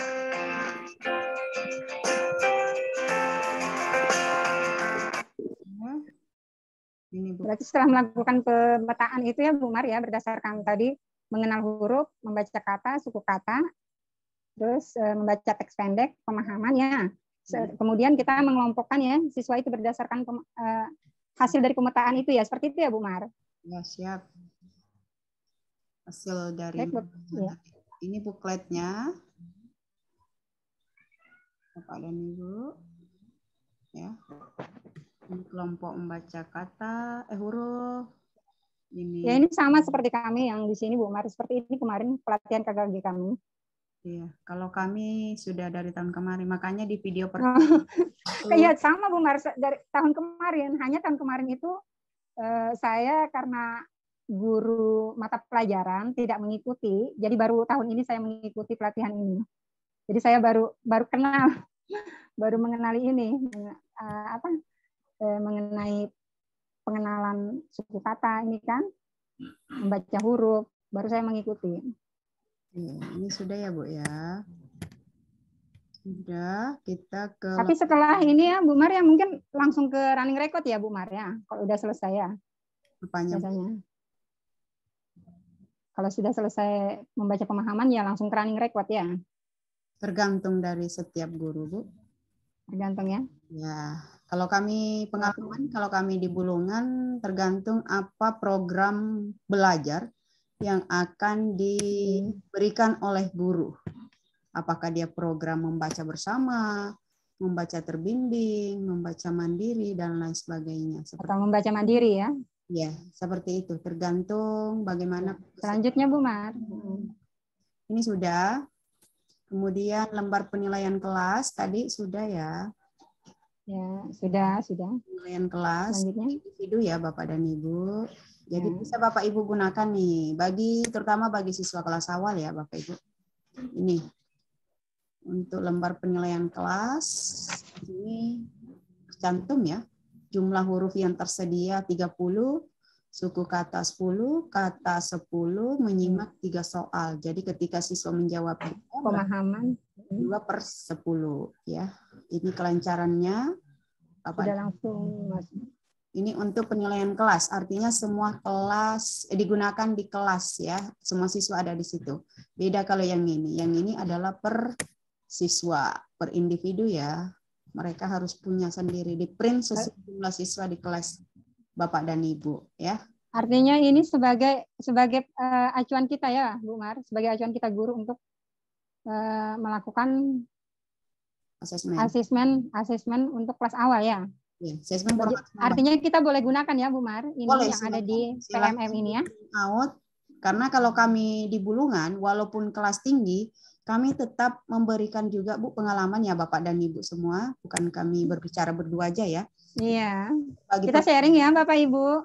Boleh Bapak Ibu yang lainnya. Silakan Bapak Ibu untuk berkomentar di grup ini. Boleh. Kalau mungkin kami, langsung komentar langsung mungkin ya. Walaupun kelas tinggi kami juga memberikan asesmen formatif membaca ini, dan terbukti ternyata di kelas tinggi itu ternyata ada siswa yang membaca huruf. Benar Bu Mar. Benar sekali. Ya. Seperti membaca huruf Q ya. Iya, benar. Mereka malah terjadi itu. Terjadi juga sama ya, murid saya Bu Mar. Kita berikan. Kalau kita di SD tidak memberikan penjelasan yang sebenarnya cara membacanya adalah Ki, maka sampai SMP mungkin sampai selanjutnya mereka akan membaca huruf Ki itu menjadi Q. Yang terjadi yang saya temui di lapangan, Bu, karena saya mengajar di kelas tinggi dan itu pun terjadi di kelas. Di kelas berdasarkan hasil analisis kami di Kabupaten Bulungan ternyata seperti itu. Banyak siswa yang masih salah dalam penyebutan beberapa huruf abjad. Iya, dan tambahan lagi ya Ibu, Bu Marica, Bu Noni, walaupun soal-soal yang ada di asesmen siswa ini kan modelnya soal hot semua ya. Walaupun ini dipakai di anak-anak yang tingkat sekolah tinggi pun, kadang-kala anak-anak itu masih tidak memahami soal-soal yang ada di itu maksudnya apa, penalaran itu masih kurang. Jadi nggak masalah sebenarnya kalau kita menggunakan asesmen siswa itu walaupun tingkat SD itu masih digunakan untuk anak tingkat SMP, SMA, SMA itu nggak masalah. Karena soalnya semuanya tingkat hot ya. Nalar, jadi ya. Bagus. Ya. Waktu kita tinggal berapa menit, Bu Mar? Ini waktu kita tinggal. Jadi kita langsung sambung sesi tanya jawab aja ya. Ya, langsung aja Bu. Langsung aja. Kalau saya lihat di kolom chat ini ada Ibu siapa tadi ya yang bertanya, Ibu Normawati. Soal pertanyaannya, bagaimana jika proses pembelajaran terkendala dengan gaya belajar peserta didik yang berbeda-beda, sehingga peserta didik kesulitan memahami materi yang diajarkan? Asesmen seperti apa yang bisa kita gunakan? Ya, barangkali Bu Mariati atau Bu Noni bisa sampaikan. Ya, mungkin Bu Mariati boleh bantu saya ya, Bu Mariati. Bu Normawati ya, Bu? Iya.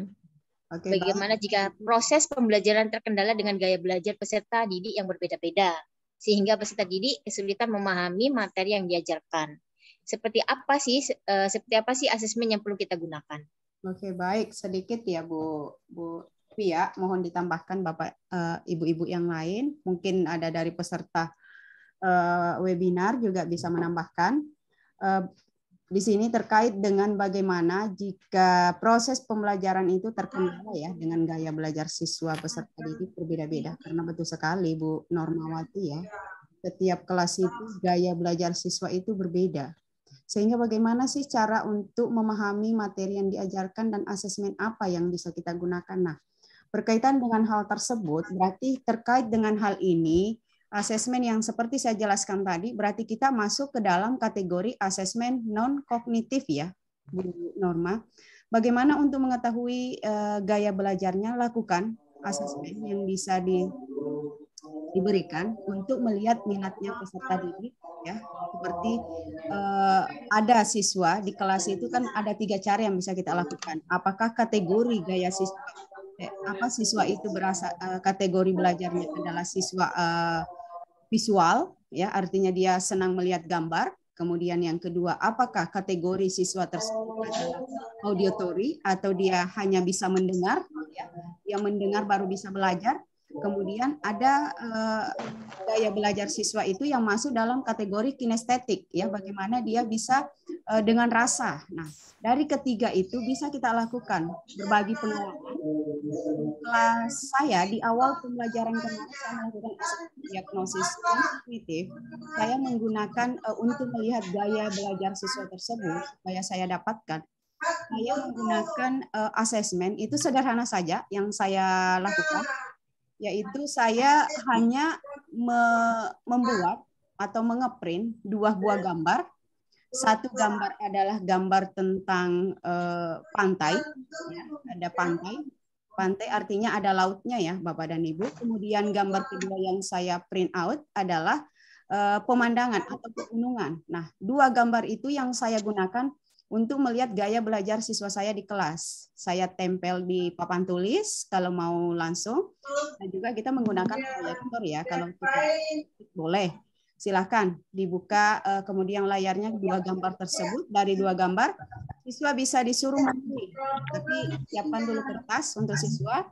Silahkan dipilih dengan memberikan pertanyaan. Silahkan dipilih gambar tersebut, pilih salah satunya gambar itu, kemudian tuangkan perasaanmu, paling sedikit itu 3 saja, perasaan tidak usah terlalu banyak, cukup 3 saja yang ditulis. Kita memilih pantai.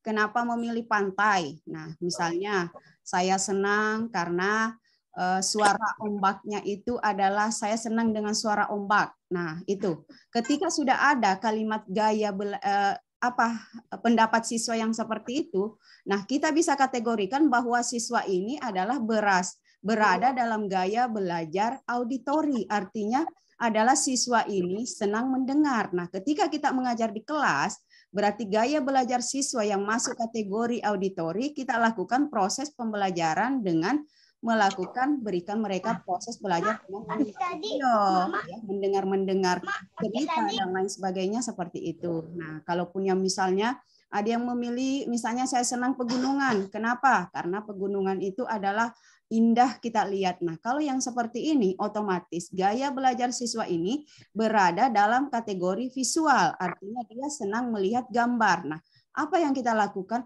Berikanlah proses pembelajaran yang sesuai dengan siswa tersebut, yaitu senang melihat gambar. Buatlah proses pembelajarannya, kelompok ini misalnya yang memberikan gambar-gambar. Bagaimana dengan rasa? Misalnya saya senang ke pantai, karena ke pantai itu misalnya di sana banyak penjual, banyak apa segala, bisa kita bagaimana. Nah, itu berarti kinestetik yang dia rasakan. Berarti kelompok siswa tersebut berada dalam kategori kinestetik. Seperti itu sedikit terkait dengan untuk pertanyaan dari Ibu Normawati, Bu Via. Iya. Mohon maaf. Terima kasih Bu. Terima kasih Bu Marti. Bagus sekali menginspirasi buat kita semua ya. Ternyata dengan menayangkan 2 gambar aja kita sudah bisa melihat gaya belajar siswa ya. Belajar siswa. Betul sekali. Daripada kita hanya mewawancarai atau menanya secara lisan itu tidak terlihat. Kalau sudah ditayangkan dikasih pilihan kayak gitu, anak memilih terus memberikan argumennya, kita bisa langsung oh iya anak ini termasuk auditorio, anak termasuk visual. Bagus Bu. Terima kasih. Kita menggunakan media gambar ya Bu Mariati ya. Terima kasih Bu Mariati. Ada lagi Ibu Eni, silakan untuk menyalakan mic-nya. Langsung saja boleh. Silakan Bu Eni bertanya.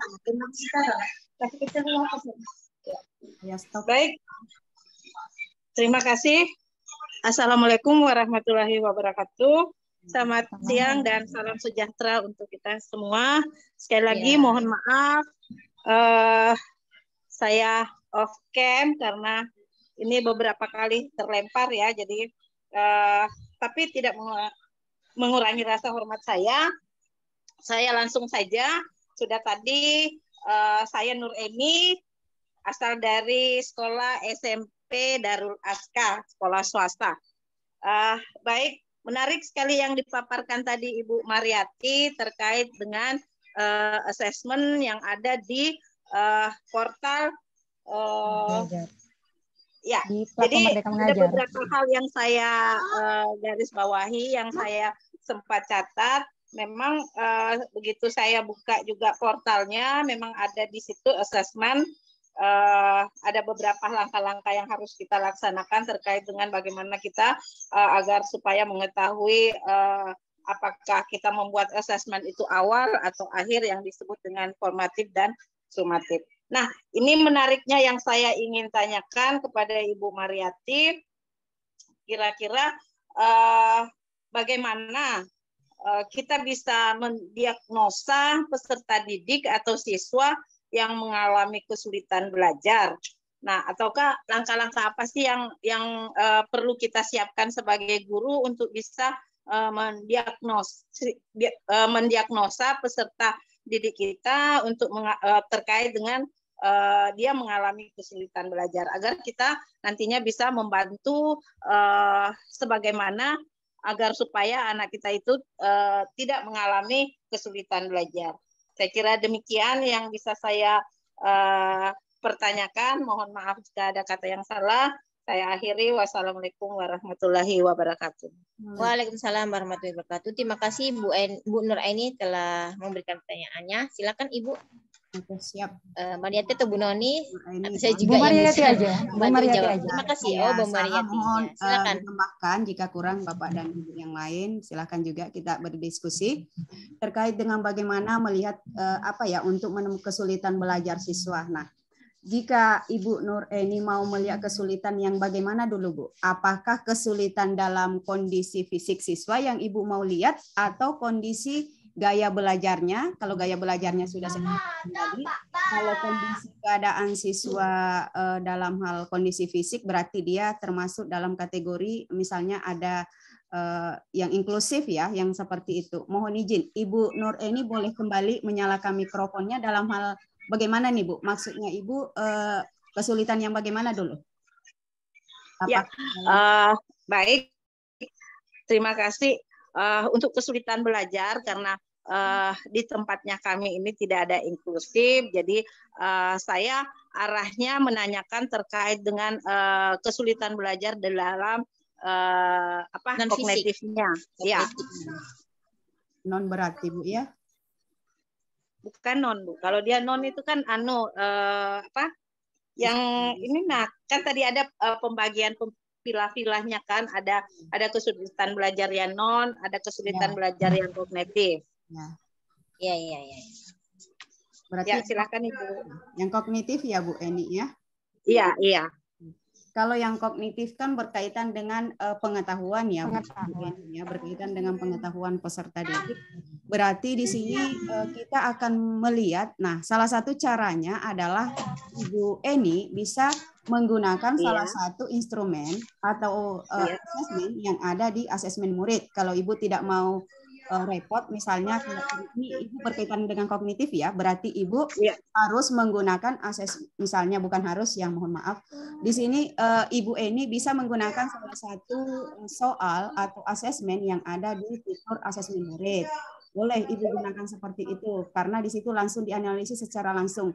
Setelah itu kita melihat, oh ternyata seperti yang saya sampaikan tadi, kemampuan siswa kita, kompetensi siswa kita yang masih kurang itu berada di sini. Misalnya yang kategori cakap tadi ya, dia sudah sudah bisa tingkat 3, tapi ternyata masih ada kompetensi atau masih ada kesulitan yang belum bisa dia kuasai. Nah, itulah salah satu cara bagaimana bisa Ibu melihat, oh ternyata anak saya masih sulit dalam hal misalnya memahami tentang kalau di bahasa Indonesia misalnya dalam hal pembuatan kata tanya adik Simba ya, kalau untuk SD itu misalnya ada kata tanya siapa ya, yang seperti itu.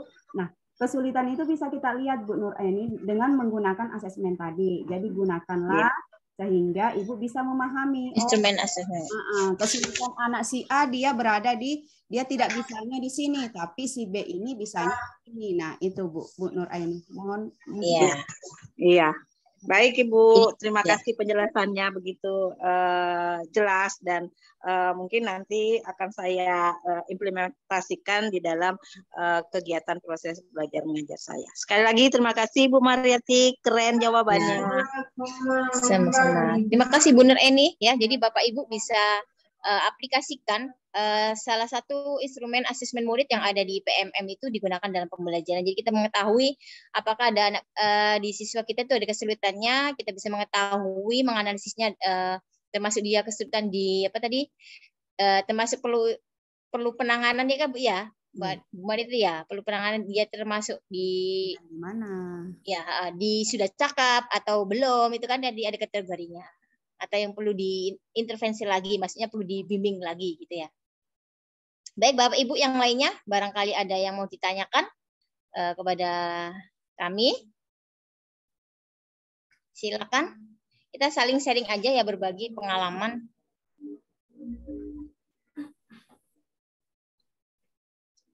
Atau kita foto bersama dulu ya? Boleh foto dulu? Saya hitung dalam hitungan 3. Tolong kameranya diaktifkan semuanya. Bapak Ibu, terima kasih. Sudah saya hitung ada 3 slide di sini. 1, 2, 3. Agak lama anunya ya. Dulu.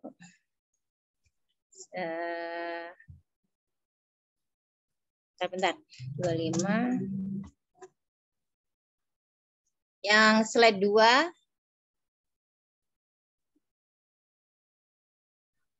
Yang slide 2 ini banyak yang belum aktif kameranya, bisa diaktifkan. atau Bapak Ibu semuanya yang masih belum aktif, kameranya mohon diaktifkan. Slide 2, screenshot.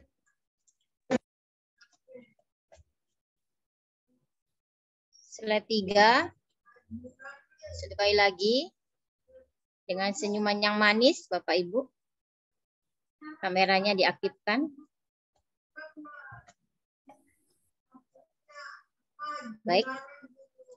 Sekali lagi, Bapak Ibu ada yang mau ditanyakan untuk sesi kita kolaborasi dan berbagi? Kayaknya ada pertanyaan dari kolom chat, Bu. Raise hand langsung boleh atau di kolom chat boleh. Kolom chat satu dari Pak Simon. Pak Simon, oh ya, saya bacain. Bagaimana keterkaitan antara konten, proses, dan produk, serta profil siswa pada pembelajaran berdiferensiasi dengan literasi, terutama pada hasil pemetaan asesmen diagnosis? Oke, Ibu Pia bisa? Saya langsung jawab. Boleh ditambahkan ya dari Bu Pia atau Bu Noni. Langsung aja Bu Mariati bantu jawab. Baik, langsung aja Bu Mariati. Dari Ibu lagi. Dari Pak Simon. Pak Simon Daud. Kaitan antara konten, proses, dan produk profil siswa pada pembelajaran berdiferensiasi dengan literasi ya, terutama pada hasil pemetaan asesmen diagnosis. Baik, Bapak dan Ibu, terkaitan dengan pembelajaran terdiferensiasi ya, sebenarnya sudah disampaikan dulu pada materi Enggang Benuanta edisi keberapa ya, waktu itu Ibu Sunaria DRB ya, DRB 2021 menyampaikan bahwa pembelajaran terdiferensiasi itu bisa 3 hal, yaitu diferensiasi tentang konten, berarti tentang materinya. Proses, ya. Yang kedua tentang prosesnya, artinya proses pembelajaran di kelas kita itu apakah berbeda antara kelompok intervensi, kelompok cakap atau dasar. Kemudian dalam hal produknya, produk berarti hasil yang dihasilkan oleh siswa tersebut ketika kita berikan soal-soal ya atau tugas kepada siswa, apakah berbeda antara kelompok intervensi, kelompok dasar, kelompok cakap. Nah, itu. Terkait dengan profil siswa bisa kita lihat dari minatnya lagi, dari minat siswa tersebut bagaimana dia minatnya terkait dengan pembelajaran apa yang kita berikan. Nah, semua itu dalam hal pembelajaran terdiferensiasi terkait dengan pemetaannya. Jadi Bapak dan Ibu, untuk diferensiasi perlu kami jelaskan bahwa diferensiasi dalam hal ini tidak selamanya atau tidak seharusnya kita bisa berikan secara bersamaan, yaitu garis-garis benang merahnya ya Bu Fia, bahwa pembelajaran diferensiasi bukan hanya langsung kita hari ini saya mau mengajar diferensiasi, saya mau semuanya gitu. Maksudnya kontennya berbeda, prosesnya berbeda, produknya berbeda, maupun saya harus memperlihatkan profil siswa saya. Tidak. Jadi ini boleh Bapak dan Ibu, mampunya Bapak dan Ibu itu di bagian mana? Misalnya, saya belum bisa membuat konten materi yang berbeda. Oke, silahkan. Materinya samakan aja. Ya. Kemudian ada guru misalnya saya belum bisa dalam hal prosesnya. Prosesnya di sini saya belum bisa melakukan diferensiasi. Tidak apa-apa. Prosesnya silahkan samakan. Tapi diferensiasi produknya. Nah, bagaimana misalnya dalam hal pelajaran matematika ya. Misalnya matematika memberikan suatu pecahan ya, pecahan atau di matematika itu tentang KPK lah ya. Nah, ketika kita mengajarnya sama, kita jelasin proses bagaimana mengerjakan soal yang berkaitan dengan KPK ini, soalnya sama, prosesnya kita sama, tapi yang membedakan adalah diferensiasi produknya. Artinya ketika soalnya intervensi khusus, mungkin materinya yang lebih rendah bilangannya ya Bu Fia ya. Kemudian dia berada di tengah-tengah, kemudian yang cakap sudah berada di bagian bilangan yang sudah lebih tinggi. Nah, itu diferensiasi produk. Artinya, mohon izin Pak Simon, artinya di sini Bapak tidak perlu melakukan diferensiasi yang langsung semuanya, ya, karena kemampuan setiap guru itu berbeda-beda. Silahkan lakukan yang semampunya. Kalaupun misalnya Bapak belum bisa di kontennya, Bapak belum bisa di prosesnya, Bapak belum bisa di produknya, lakukanlah di profil siswanya, ya. profil siswanya terkait dengan termasuk minatnya siswa itu di mana, boleh, silahkan lakukan itu. Itu adalah salah satu bentuk pembelajaran diferensiasi terkait dengan adanya pemetaan asesmen diagnosis yang telah dilakukan. Jadi seperti itu. Ya, benang merahnya tidak perlu semuanya kita langsung terapkan. Tapi jika ada guru yang kemampuannya sudah luar biasa, boleh semuanya, silahkan. Jadi tidak ada ketentuan yang seperti itu, ya, yang harus semuanya secara langsung. Ya, seperti itu Bu Fia. Ya, terima kasih Bu Mariati. Satu lagi sebelum kita tutup Zoom kita ya, Zoom meeting kita, ada satu pertanyaan dari N01 ya. Asesmen seperti apa yang bisa digunakan misalnya di dalam kelas terdapat siswa yang tidak mengenal huruf, siswa yang baru belajar mengeja, dan siswa yang sudah lancar membaca akan tetapi pemahaman terhadap bacaannya kurang. Dan hal ini terjadi di kelas tinggi yang materi pelajarannya sudah agak tinggi. Pertanyaan yang terakhir bisa Bu Noni, gimana Bu Mariati? Bu Mariati, kalau mengenai tayangan video saya itu sudah masuk enggak?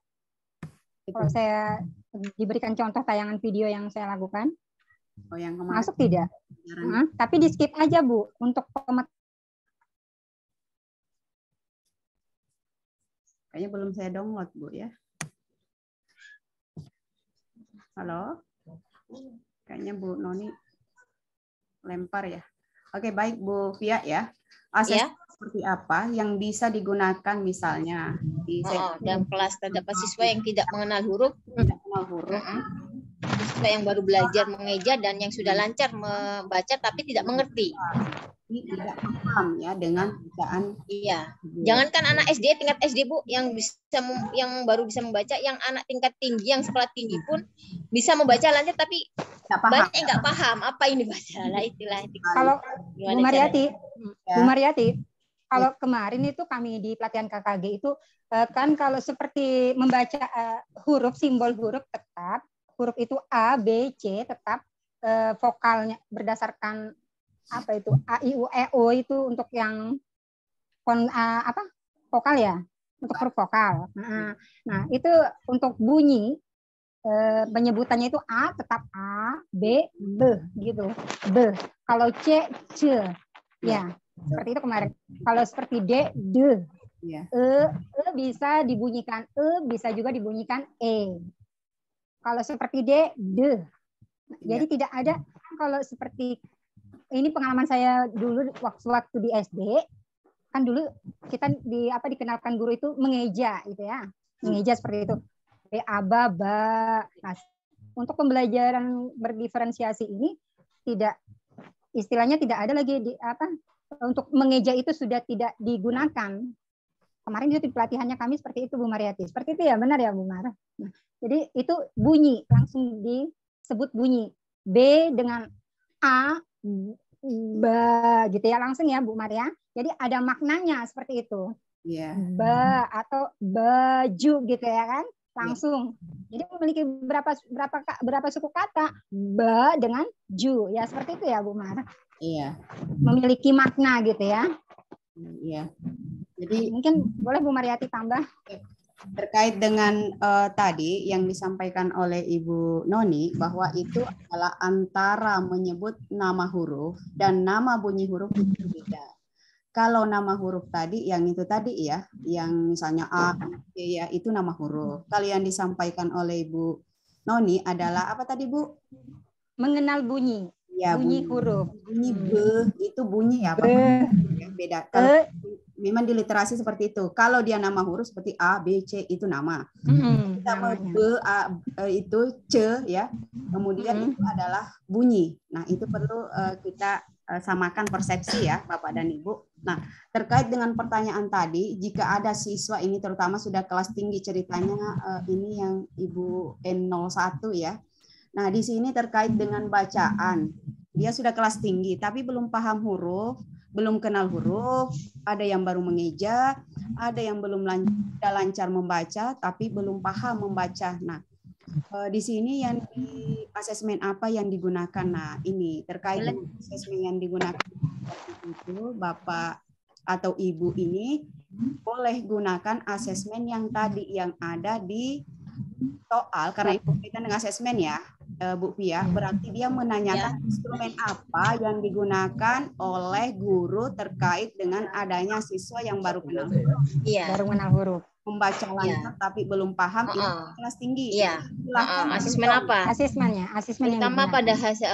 Ya, silakan download itu apa file yang ada di platform tadi ya, Bu? Yang ada di pelatihan 12 ya, topik 12 ya.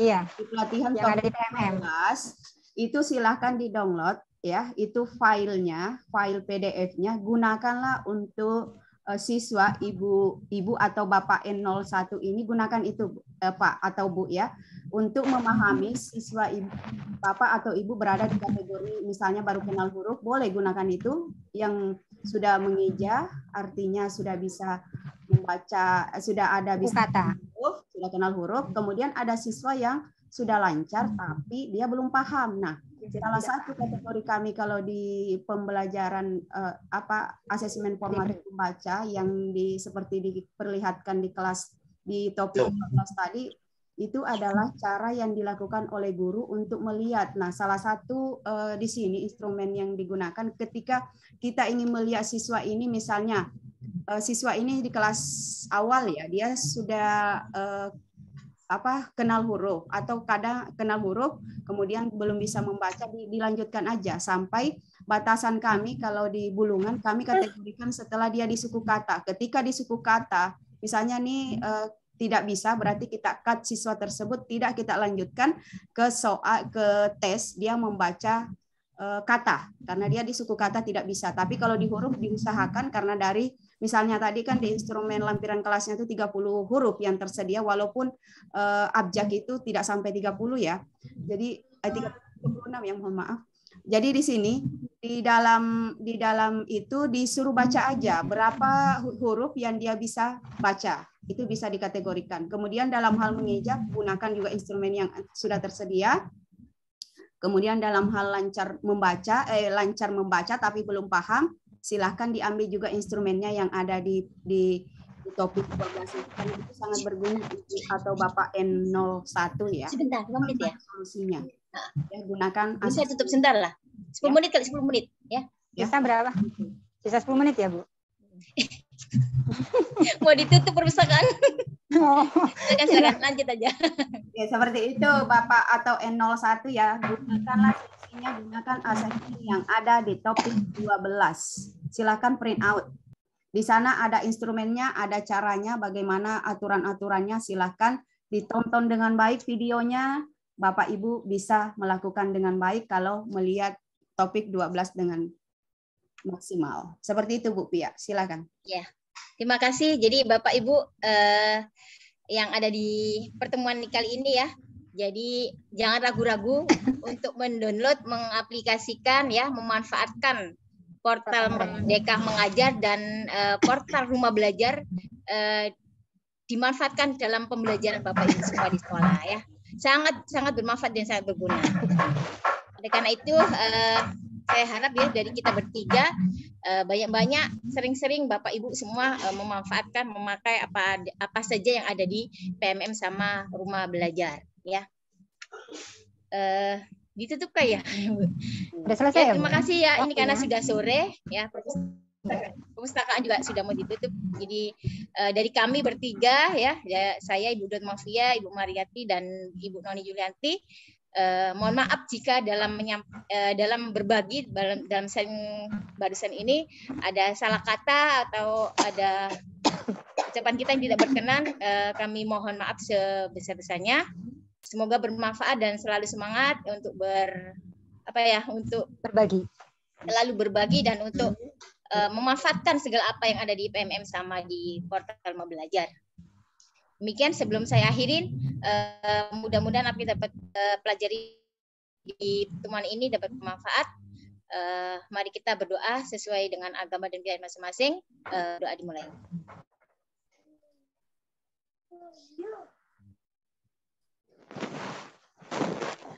Dari kami bertiga, kami ucapkan Assalamualaikum warahmatullahi wabarakatuh. Selamat sore. Terima kasih. Waalaikumsalam warahmatullahi wabarakatuh. Terima kasih Bu Fia, Bu Noni, Bu Mariati, punya hari ini. Terima kasih Bu Anita. Yang belum absen, silakan Bapak Ibu. Mungkin dikirim. Ya.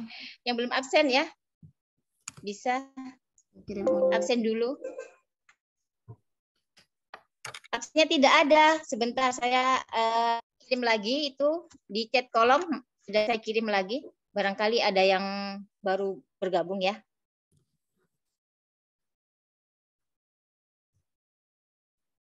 Silakan Bapak Ibu yang belum absen. Recordingnya Bu Mariati. Oke, saya stop ya.